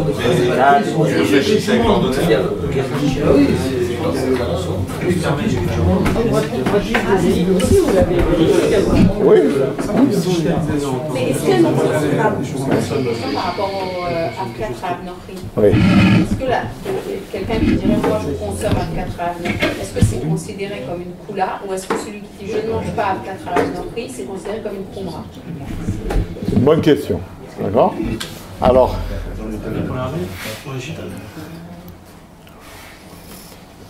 Très franchement, votre question, je me la pose. D'accord? Et je n'ai pas forcément la bonne réponse. Une des questions que j'ai demandé à à l'ensemble des rabbanim sur mes positions au niveau de cache-route. Moi, dans mon Hersher, je ne donne jamais la cache-route sur un produit qui est controversé selon la halakha. D'accord? Qu'est-ce que ça veut dire controversé? C'est-à-dire que vous ne verrez jamais mon tampon sur une boîte de foie gras. D'accord? Pourquoi? Parce que je dis, le Khatam Sofer, il dit, il n'y a pas de problème. Le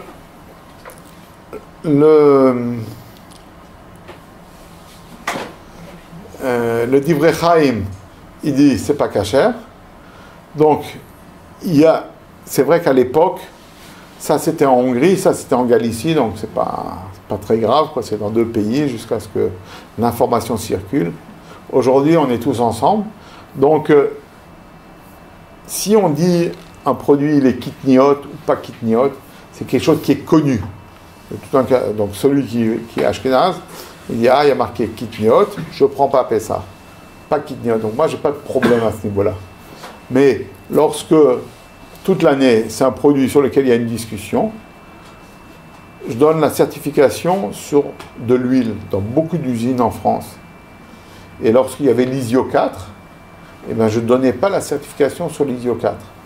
Alors qu'à nouveau, l'huile de pépin de raisin, c'est une marloquette à poskim. Il y a des poskim qui permettent l'huile de pépin de raisin, qui disent que ce n'est pas un sous-produit vinique, et d'autres poskim qui disent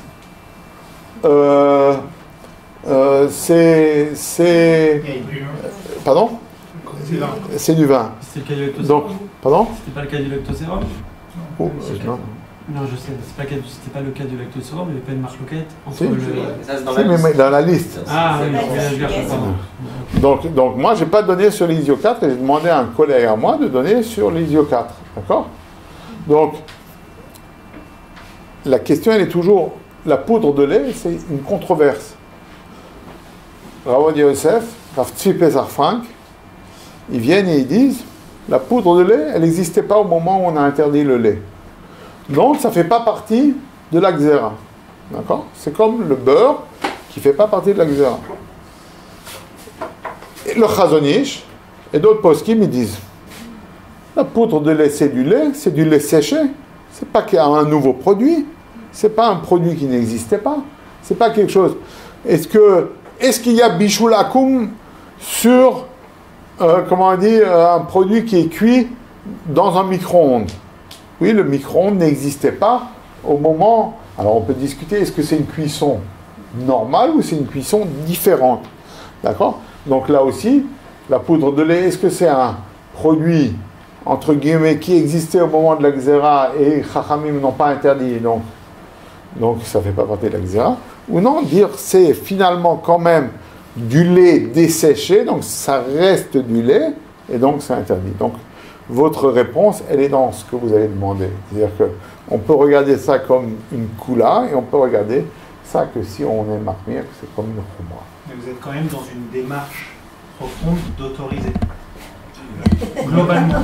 Pas vous, je ne suis pas en train de dire vous, je parle de votre démarche. Vous êtes en train de nous dire très clairement, il vaut mieux faire attention, il vaut mieux étudier les choses, très, très franchement, et faire ses choix en fonction, éventuellement en fonction de son rave, de soi-même et de ses connaissances. Mais votre démarche à vous dans la certification, elle est dans l'autorisation tout de même. C'est-à-dire quand vous dites, vous ne certifiez pas l'ISIO 4, mais vous demandez à un collègue de le faire. Oui. Pourquoi vous demandez à un collègue? Parce que je pense que c'est important que les gens puissent consommer selon leurs convictions des produits qui sont cachers. Alors, j'en viens... Mais moi, je dis, moi, je voudrais que mon travail soit fait pour des produits sur lesquels il y a une askama, il y a un espèce de consensus autour de ces produits-là. Alors après, moi j'ai toujours la question sur le marlin. Moi, il y a une usine en Guadeloupe qui m'a demandé de donner la cache-route sur le marlin. Le marlin, c'est pas comme l'espadon, c'est une autre famille. L'espadon, j'avais un collègue, Rameir Sebag, avec moi, lui, il consommait l'espadon, d'accord? Il y a d'autres gens à Tanger qui ne consommaient pas l'espadon, d'accord? Donc, Donc il y a des communautés au Maroc qui consommaient, d'autres qui consommaient pas l'espadon. Le marlin, il n'y avait ni au Maroc, ni en France, on consommait du marlin. D'accord? Donc le marlin, c'est quelque chose qui est nouveau. D'accord? Donc ça vient, donc on étudie la question. Et la question, elle est, c'est que c'est des écailles, c'est pas des protubérances osseuses comme dans l'esturgeon. C'est donc ça répond aux critères, mais elles n'ont pas la forme d'écailles. D'accord? Elles ont, d'après le Shulchan Aruch, il faut que les écailles aient des formes arrondies. Mais c'est pas écrit ça dans Chazal. Chazal n'ont jamais dit qu'une écaille, elle doit être arrondie. D'accord? Même ce que le Noda Yehuda avait dit à l'époque sur qu'il ne faut pas qu'il y ait de chair qui soit pris avec, c'est pas non plus écrit. Après, vous pouvez définir, dire que si, comme dans le clipfish en Afrique du Sud, où les écailles sont recouvertes d'une pellicule, c'est plus des écailles, puisque c'est pas ce qui est endormi. Donc il peut y avoir des sujets, donc là il y a discussion, d'accord? Donc le marlin, Rav Eliashiv, il a dit c'est ok. Rav Moshe Weiss, il a dit que c'est ok. Rav Shlomo Amar, quand il était Rav Arashi, lui, il ne voulait pas qu'on l'amène en Israël. D'accord? Je lui ai demandé après, je lui ai dit, mais comment ça se fait qu'il y en a? Il m'a dit, comment je peux me poser à Rav Eliashiv? Mais en fait, donc ça veut dire que, est-ce que dans ce genre de produit, est-ce qu'il faut finalement donner une certification? Il ne faut pas donner une certification. Moi, je suis toujours en quête de réponses solides par les Gdolim sur ce genre de questions. Comment se situer alors individuellement quand on question? Je ne parle pas de vinaigre, fils de vin, mais quand on est fils d'origine séfarade, qui ont été perdus en arrivant en France, qui ensuite se retrouvent en Israël, et qui va ensuite voyager une fois en Italie, une fois en Hollande, comment je me situe sur la cache-route individuellement? C'est-à-dire, qu'est-ce qui va faire que je vais me permettre ou pas de consommer du fromage en Italie en m'appuyant sur Rahmel Arbona qu'on autorisé là-bas? Qu'est-ce qui va faire que je vais me dire je vais consommer 1 heure après la viande, le lait, si je suis à Amsterdam? Comment se situer là-dessus aujourd'hui, concrètement?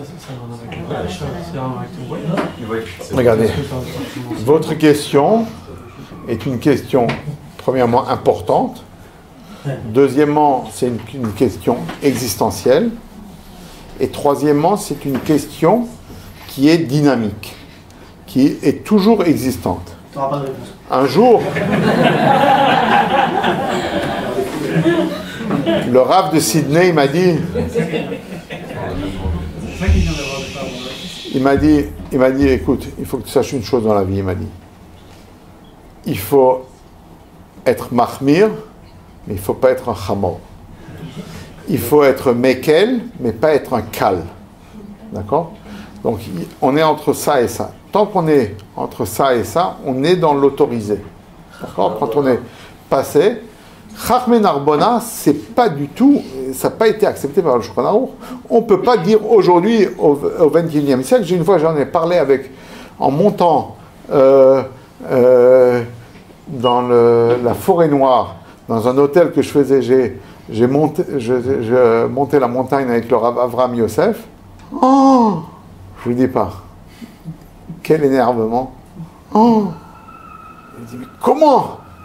Après que le Shulchan Aruch a dit que Chachmei Narbona c'est repoussé, comment est-ce que des rabbins en Italie peuvent dire encore on suit les Chachmei Narbona? Et ce soir, j'étais en réunion avec un des rabbins en Italie qui m'avait répondu. Il m'avait envoyé la photocopie de Tosfot, Chachmei Narbona, et il dit c'est pourquoi nous autorisons la mozzarella en Italie. D'accord? Pour moi, c'est absolument non acceptable. D'accord? On est en dehors de.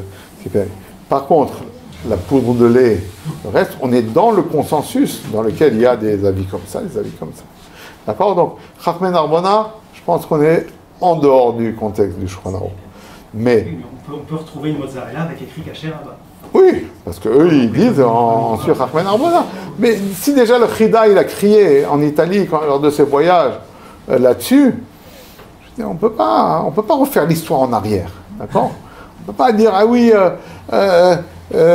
moi, quand mon grand-père il habitait en Hongrie, il était Noël, qui Rabbeinu Tam la Kula, et vendredi soir, il faisait des melachot après le coucher du soleil. Non, c'est pas. Il y a un consensus dans la halakha. On ne peut pas revenir en arrière. Mais d'un autre côté, il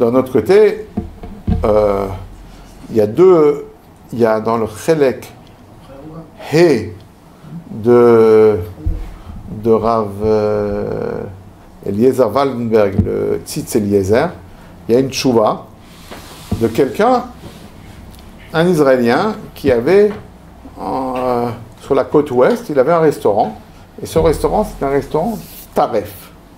Mais comme c'est un Israélien très populaire, c'est devenu finalement le lieu de rencontre de tous les Israéliens.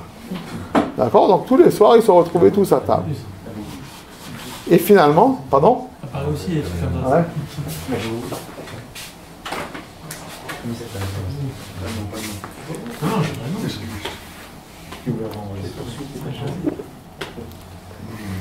Et finalement, il a eu des remords. Il est allé voir le Rav et il dit moi j'en ai assez de donner du taref comme ça, matin, midi et soir à des juifs, que à des juifs, tout le temps à des juifs qui viennent ici. Il faut qu'on trouve une solution. Il a dit moi je propose ici la cuisine de viande, on fait des steaks, on fait des grillades, tout ce qu'il faut. Et ici la cuisine de lait, des pizzas, des gratins et tout. Mais une seule chose, c'est service libre. Si quelqu'un il veut, après son steak, prendre un gratin au fromage, ba ou chaba. Il allait demander à son Rav, le Rav a demandé au Tzitz Eliezer, qui a dit, nous on n'est pas les balei batim, nous on n'est pas les propriétaires de la Torah, tu ne peux pas faire un restaurant pareil.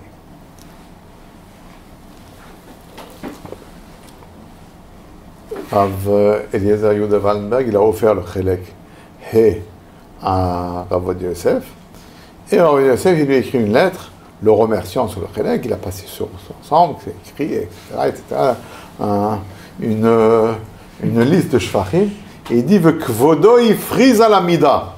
Il dit, vous avez exagéré en interdisant ce genre de restaurant. C'est cachère.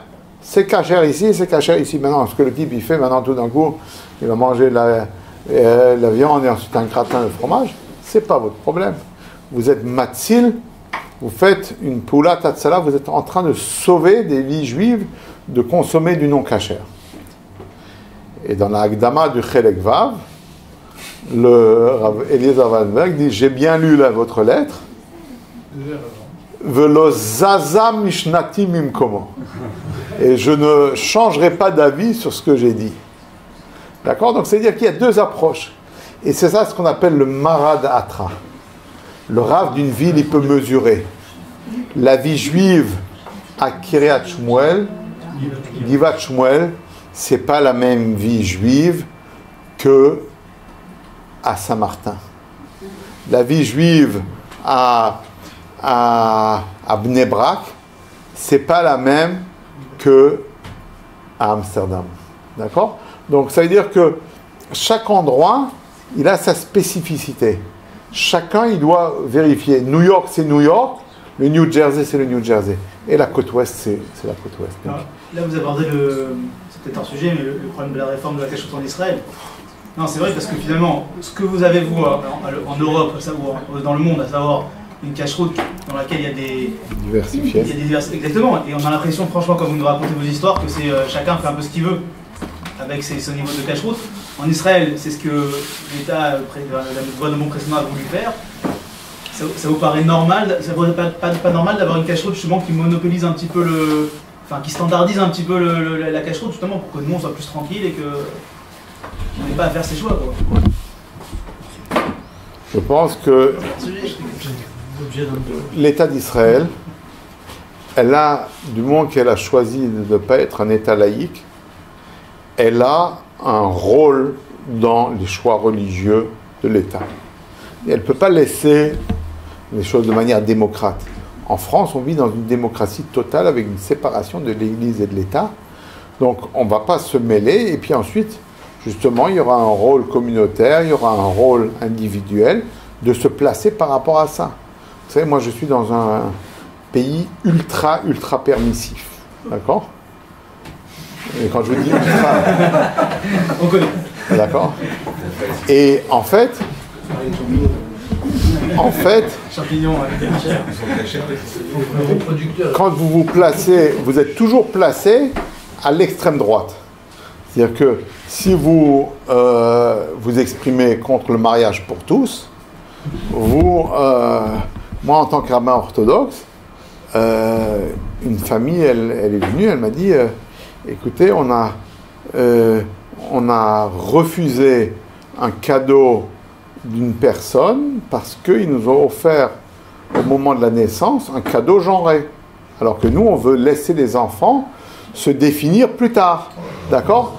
Donc, c'est-à-dire que c'est ce genre de problème où on est confronté. C'est-à-dire on est confronté sur des questions où on se dit waouh, dans quel monde on vit?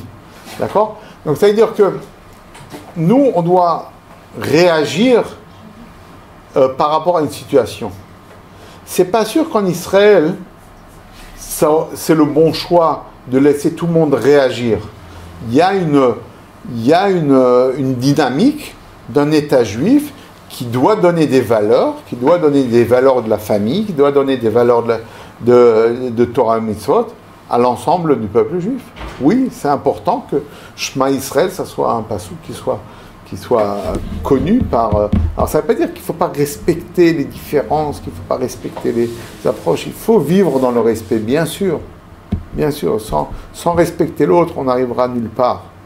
C'est sûr qu'on doit avoir un discours qui donne un espace à l'autre, qui le permet ensuite de vivre et aussi de revenir sans qu'il y ait une fracture. Mais là, on est déjà dans un problème sociétal, on n'est plus dans un problème directement de cache-route ou pas de cache-route, ou de normes, pas de normes. Dites-moi. Oui. Sur quel point les poskim qui permettent se basent en fait? Si les autres c'est Tsar Non, c'est pas à cause de Tsar Balechem. Le problème c'est est-ce que Anu Bekim Bebdikat Aveshet, c'est-à-dire que en fait comme ça, c'est-à-dire que vous, sans blesser un animal, il y aura certaines vérifications qui vont se faire, et ces vérifications, elles ne sont pas à 100%, mais on a ce qu'on appelle derrière, on a une présomption de non-blessure.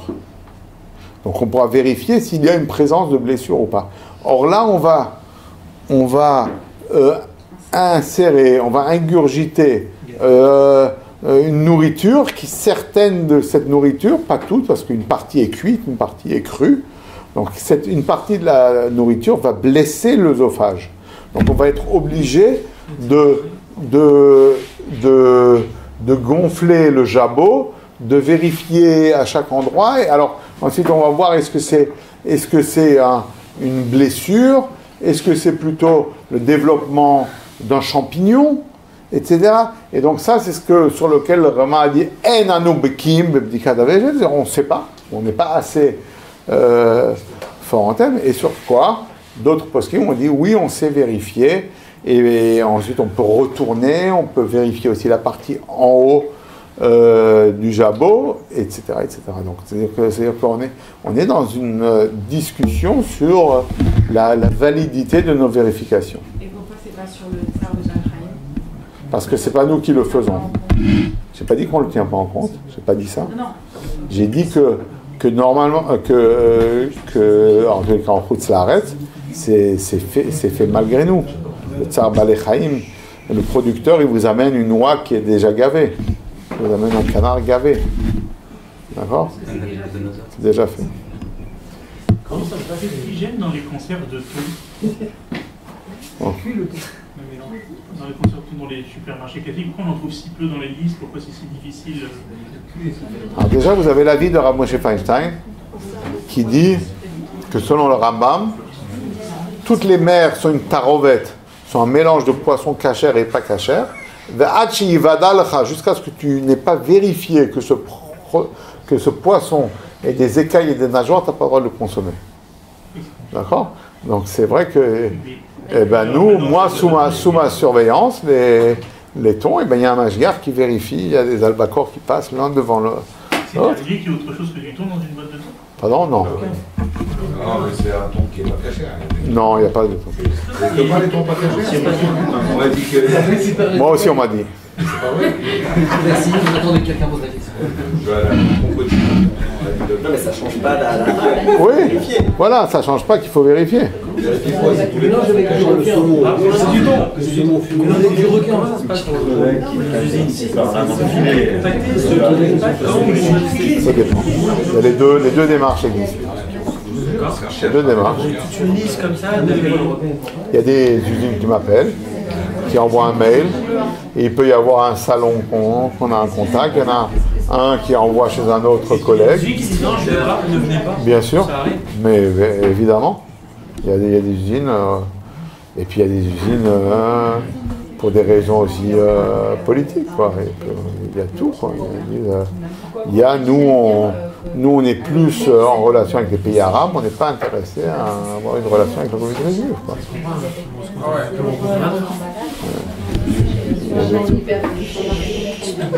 Ouais, bien sûr. Au niveau du bichoul goy, Ouais. comment ça se fait alors que des produits sont sur la liste, mais en fait c'est des produits qui sont mangés crus? Non.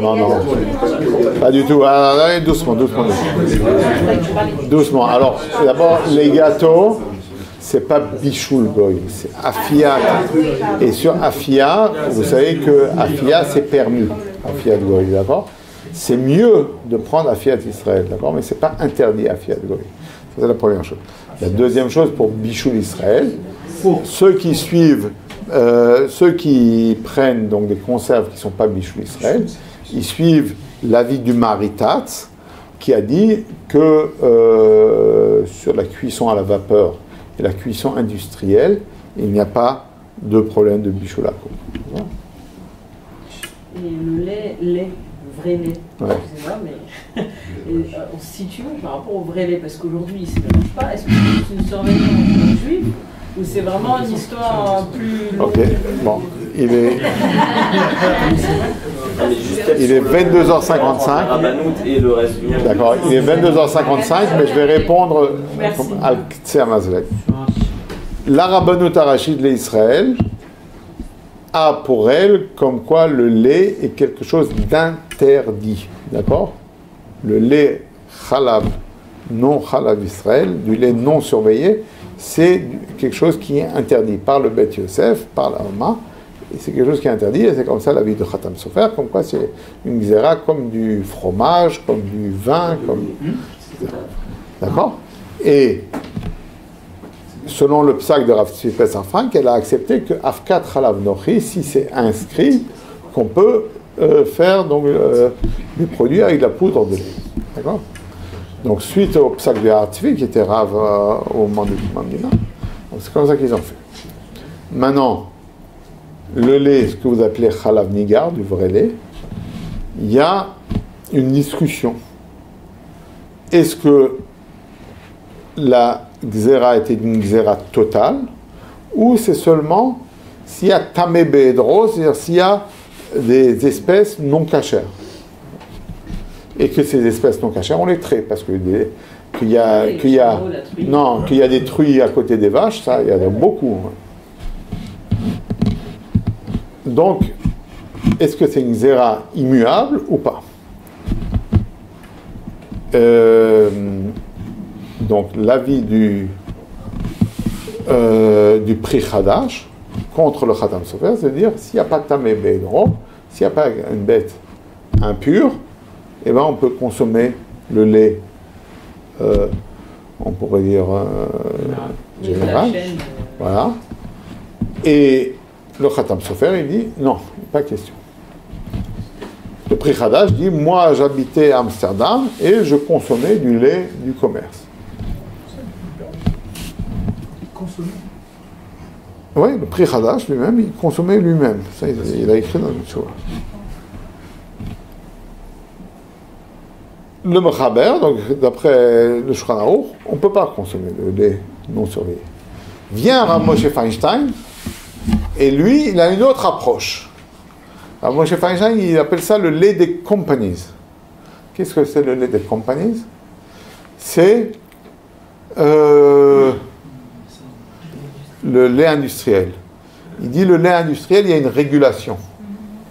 Il dit autant que le Khatam Sofer, il a dit que si je vais devant les tournelles, dimanche après-midi, me promener avec mon épouse, et que je vois quelqu'un sortir de la synagogue des tournelles, bras dessus, bras dessous.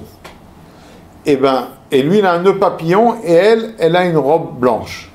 Anan Sadesh et Nitkadesh, Anan Sadesh, il y a un témoignage général que certainement ils se sont mariés de manière orthodoxe. Parce que je ne les ai pas vus sortir de la rue Copernic. D'accord? Donc, Anan Sadeh, qui se sont mariés selon la halakha.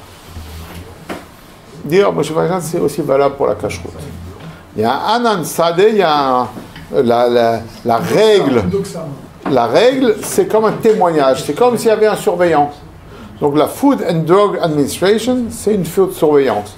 Donc, je peux prendre le lait des companies, le lait qui vient des coopératives. Parce qu'il n'y a pas de mélange entre deux sortes. Parce que la peur, c'est quoi? C'est qu'il y a un mélange entre du lait de vache et du lait de truie. Oui, absolument. Donc, c'est-à-dire que ça va même selon la Khatam Sofer où il y a besoin de surveillance. Exactement. Et lui, il dit, voilà, c'est le Khatam Sofer. Il dit, il y a besoin d'une surveillance. Dit la Moïse.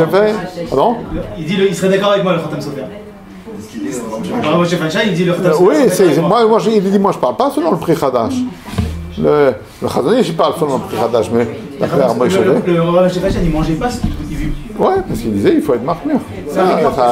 Comme j'ai dit moi aussi. Alors comme on va dire, c'est pareil. Ok. Bonsoir, oui. La dernière.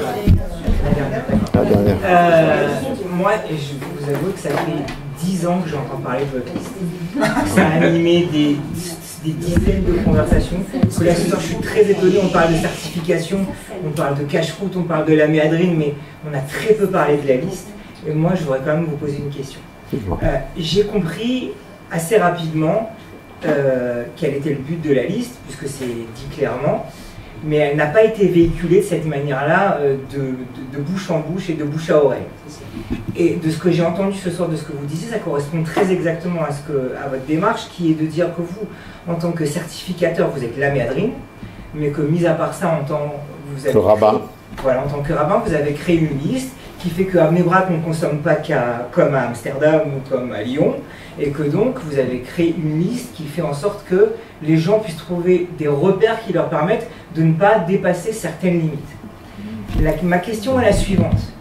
Est-ce que le fait que ça ait été fait par la même institution ne crée pas un doute qui fait que dans le CAL, parmi le commun des mortels dont je suis, ne vous connaissant pas, ne connaissant pas la manière dont ça a été monté, finalement on a fait tout et n'importe quoi avec votre liste en lui faisant dire des choses qu'elle ne dit pas.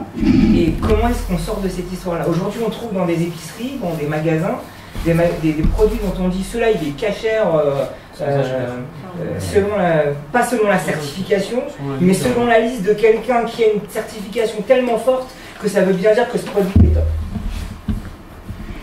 C'est pourquoi mon ami Jonathan Debache m'a invité ce soir pour exactement clarifier ce point. À 22h55, de dire que oui, les deux extrêmes existent. C'est-à-dire que, comme on a dit avant, il peut y avoir le même rave qui écrit une choua qui va pendant des jours et des jours pour essayer de permettre. Ça ne veut pas dire que c'est comme ça que c'est le délai.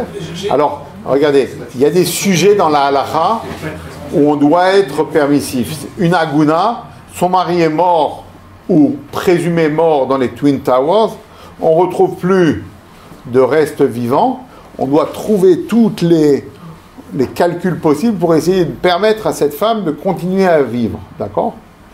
Il y a des enjeux qui ne sont pas des enjeux à ce niveau-là. D'accord? Donc après, comme on a dit avant, c'est chacun selon où il se place. Juste une question. Il y a un traiteur. Il y a un traiteur qui fait vraiment pour, on pourrait dire, le tzibour basique, d'accord? Il fait à des gens qui pas forcément mangent kasher, d'accord?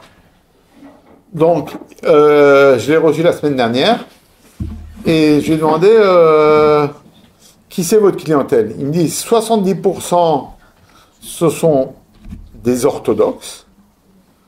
Donc, ce qui veut dire orthodoxe, ça veut dire qu'ils ne sont pas libéraux, ça ne veut pas dire qu'ils sont chômés à Shabbat, ça ne veut pas dire. Oui. 70% de... Et 30% de libéraux.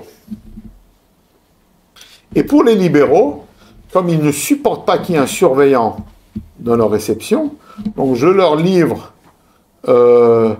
en portions en aluminium, et eux ensuite ils font venir un serveur et ils font dans leur vaisselle. D'accord? Donc ça, je ne suis plus derrière. D'accord?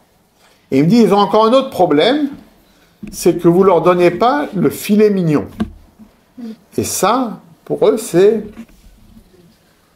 impensable. On sait très bien que dans les communautés ashkénazes en Europe, il n'y a pas de achoraï. D'accord? Il n'y a pas. Il n'y a pas. Alors j'ai dit à mes collègues du Bedin, j'ai dit, moi, j'ai été interpellé par cette question. Est-ce que je ne vais pas autoriser l'arrière pour justement que les libéraux, ils aient des réceptions entièrement cachères? Peut-être pas dans de la vaisselle cachère, peut-être pas dans un truc, mais au moins qu'ils ne vont pas manger dans le morceau de viande principal de leur réception qui a un morceau de taref. Donc, ça, c'est des vraies questions d'un rave qui se trouve dans une communauté où c'est comme ça que ça se passe. Donc, c'est pour ça que c'est important d'entendre le feedback, d'entendre Maintenant, d'un autre côté, ce traiteur-là, c'est aussi le traiteur de Tommy Hilfiger. Donc, maintenant, il y a justement ce soir, quand on est dans la voiture, il y a un monsieur qui est dépositaire de Tommy Hilfiger au Panama. Et lui, chaque fois, il m'appelle, il me dit, faites attention, monsieur le rabbin, que ce soit Bichoul Bet Yosef. D'accord? Donc, pas tout le monde est à ce même niveau. D'accord? Donc il faut savoir un peu comment gérer les différences qu'il peut y avoir. Ce qui disait Manu, je pense que le problème, c'est peut-être ça, c'est qu'en définitive, vous gérez les deux cas extrêmes. C'est peut-être ça le problème. C'est que c'est la même. C'est pas un problème. La grandeur, c'est l'intelligence. Non, c'est la grandeur. C'est de la grandeur. Mais quand ça redescend dans les conduits, finalement, ça crée des marges, ça crée des polémiques. À tout va. Je ne sais pas qu'il y a des polémiques. Non, je parle de ça. Non, mais comme la cavote, parce qu'en tout cas, c'est difficile d'autoriser que d'intervenir. Vous avez permis la forêt? Première réunion.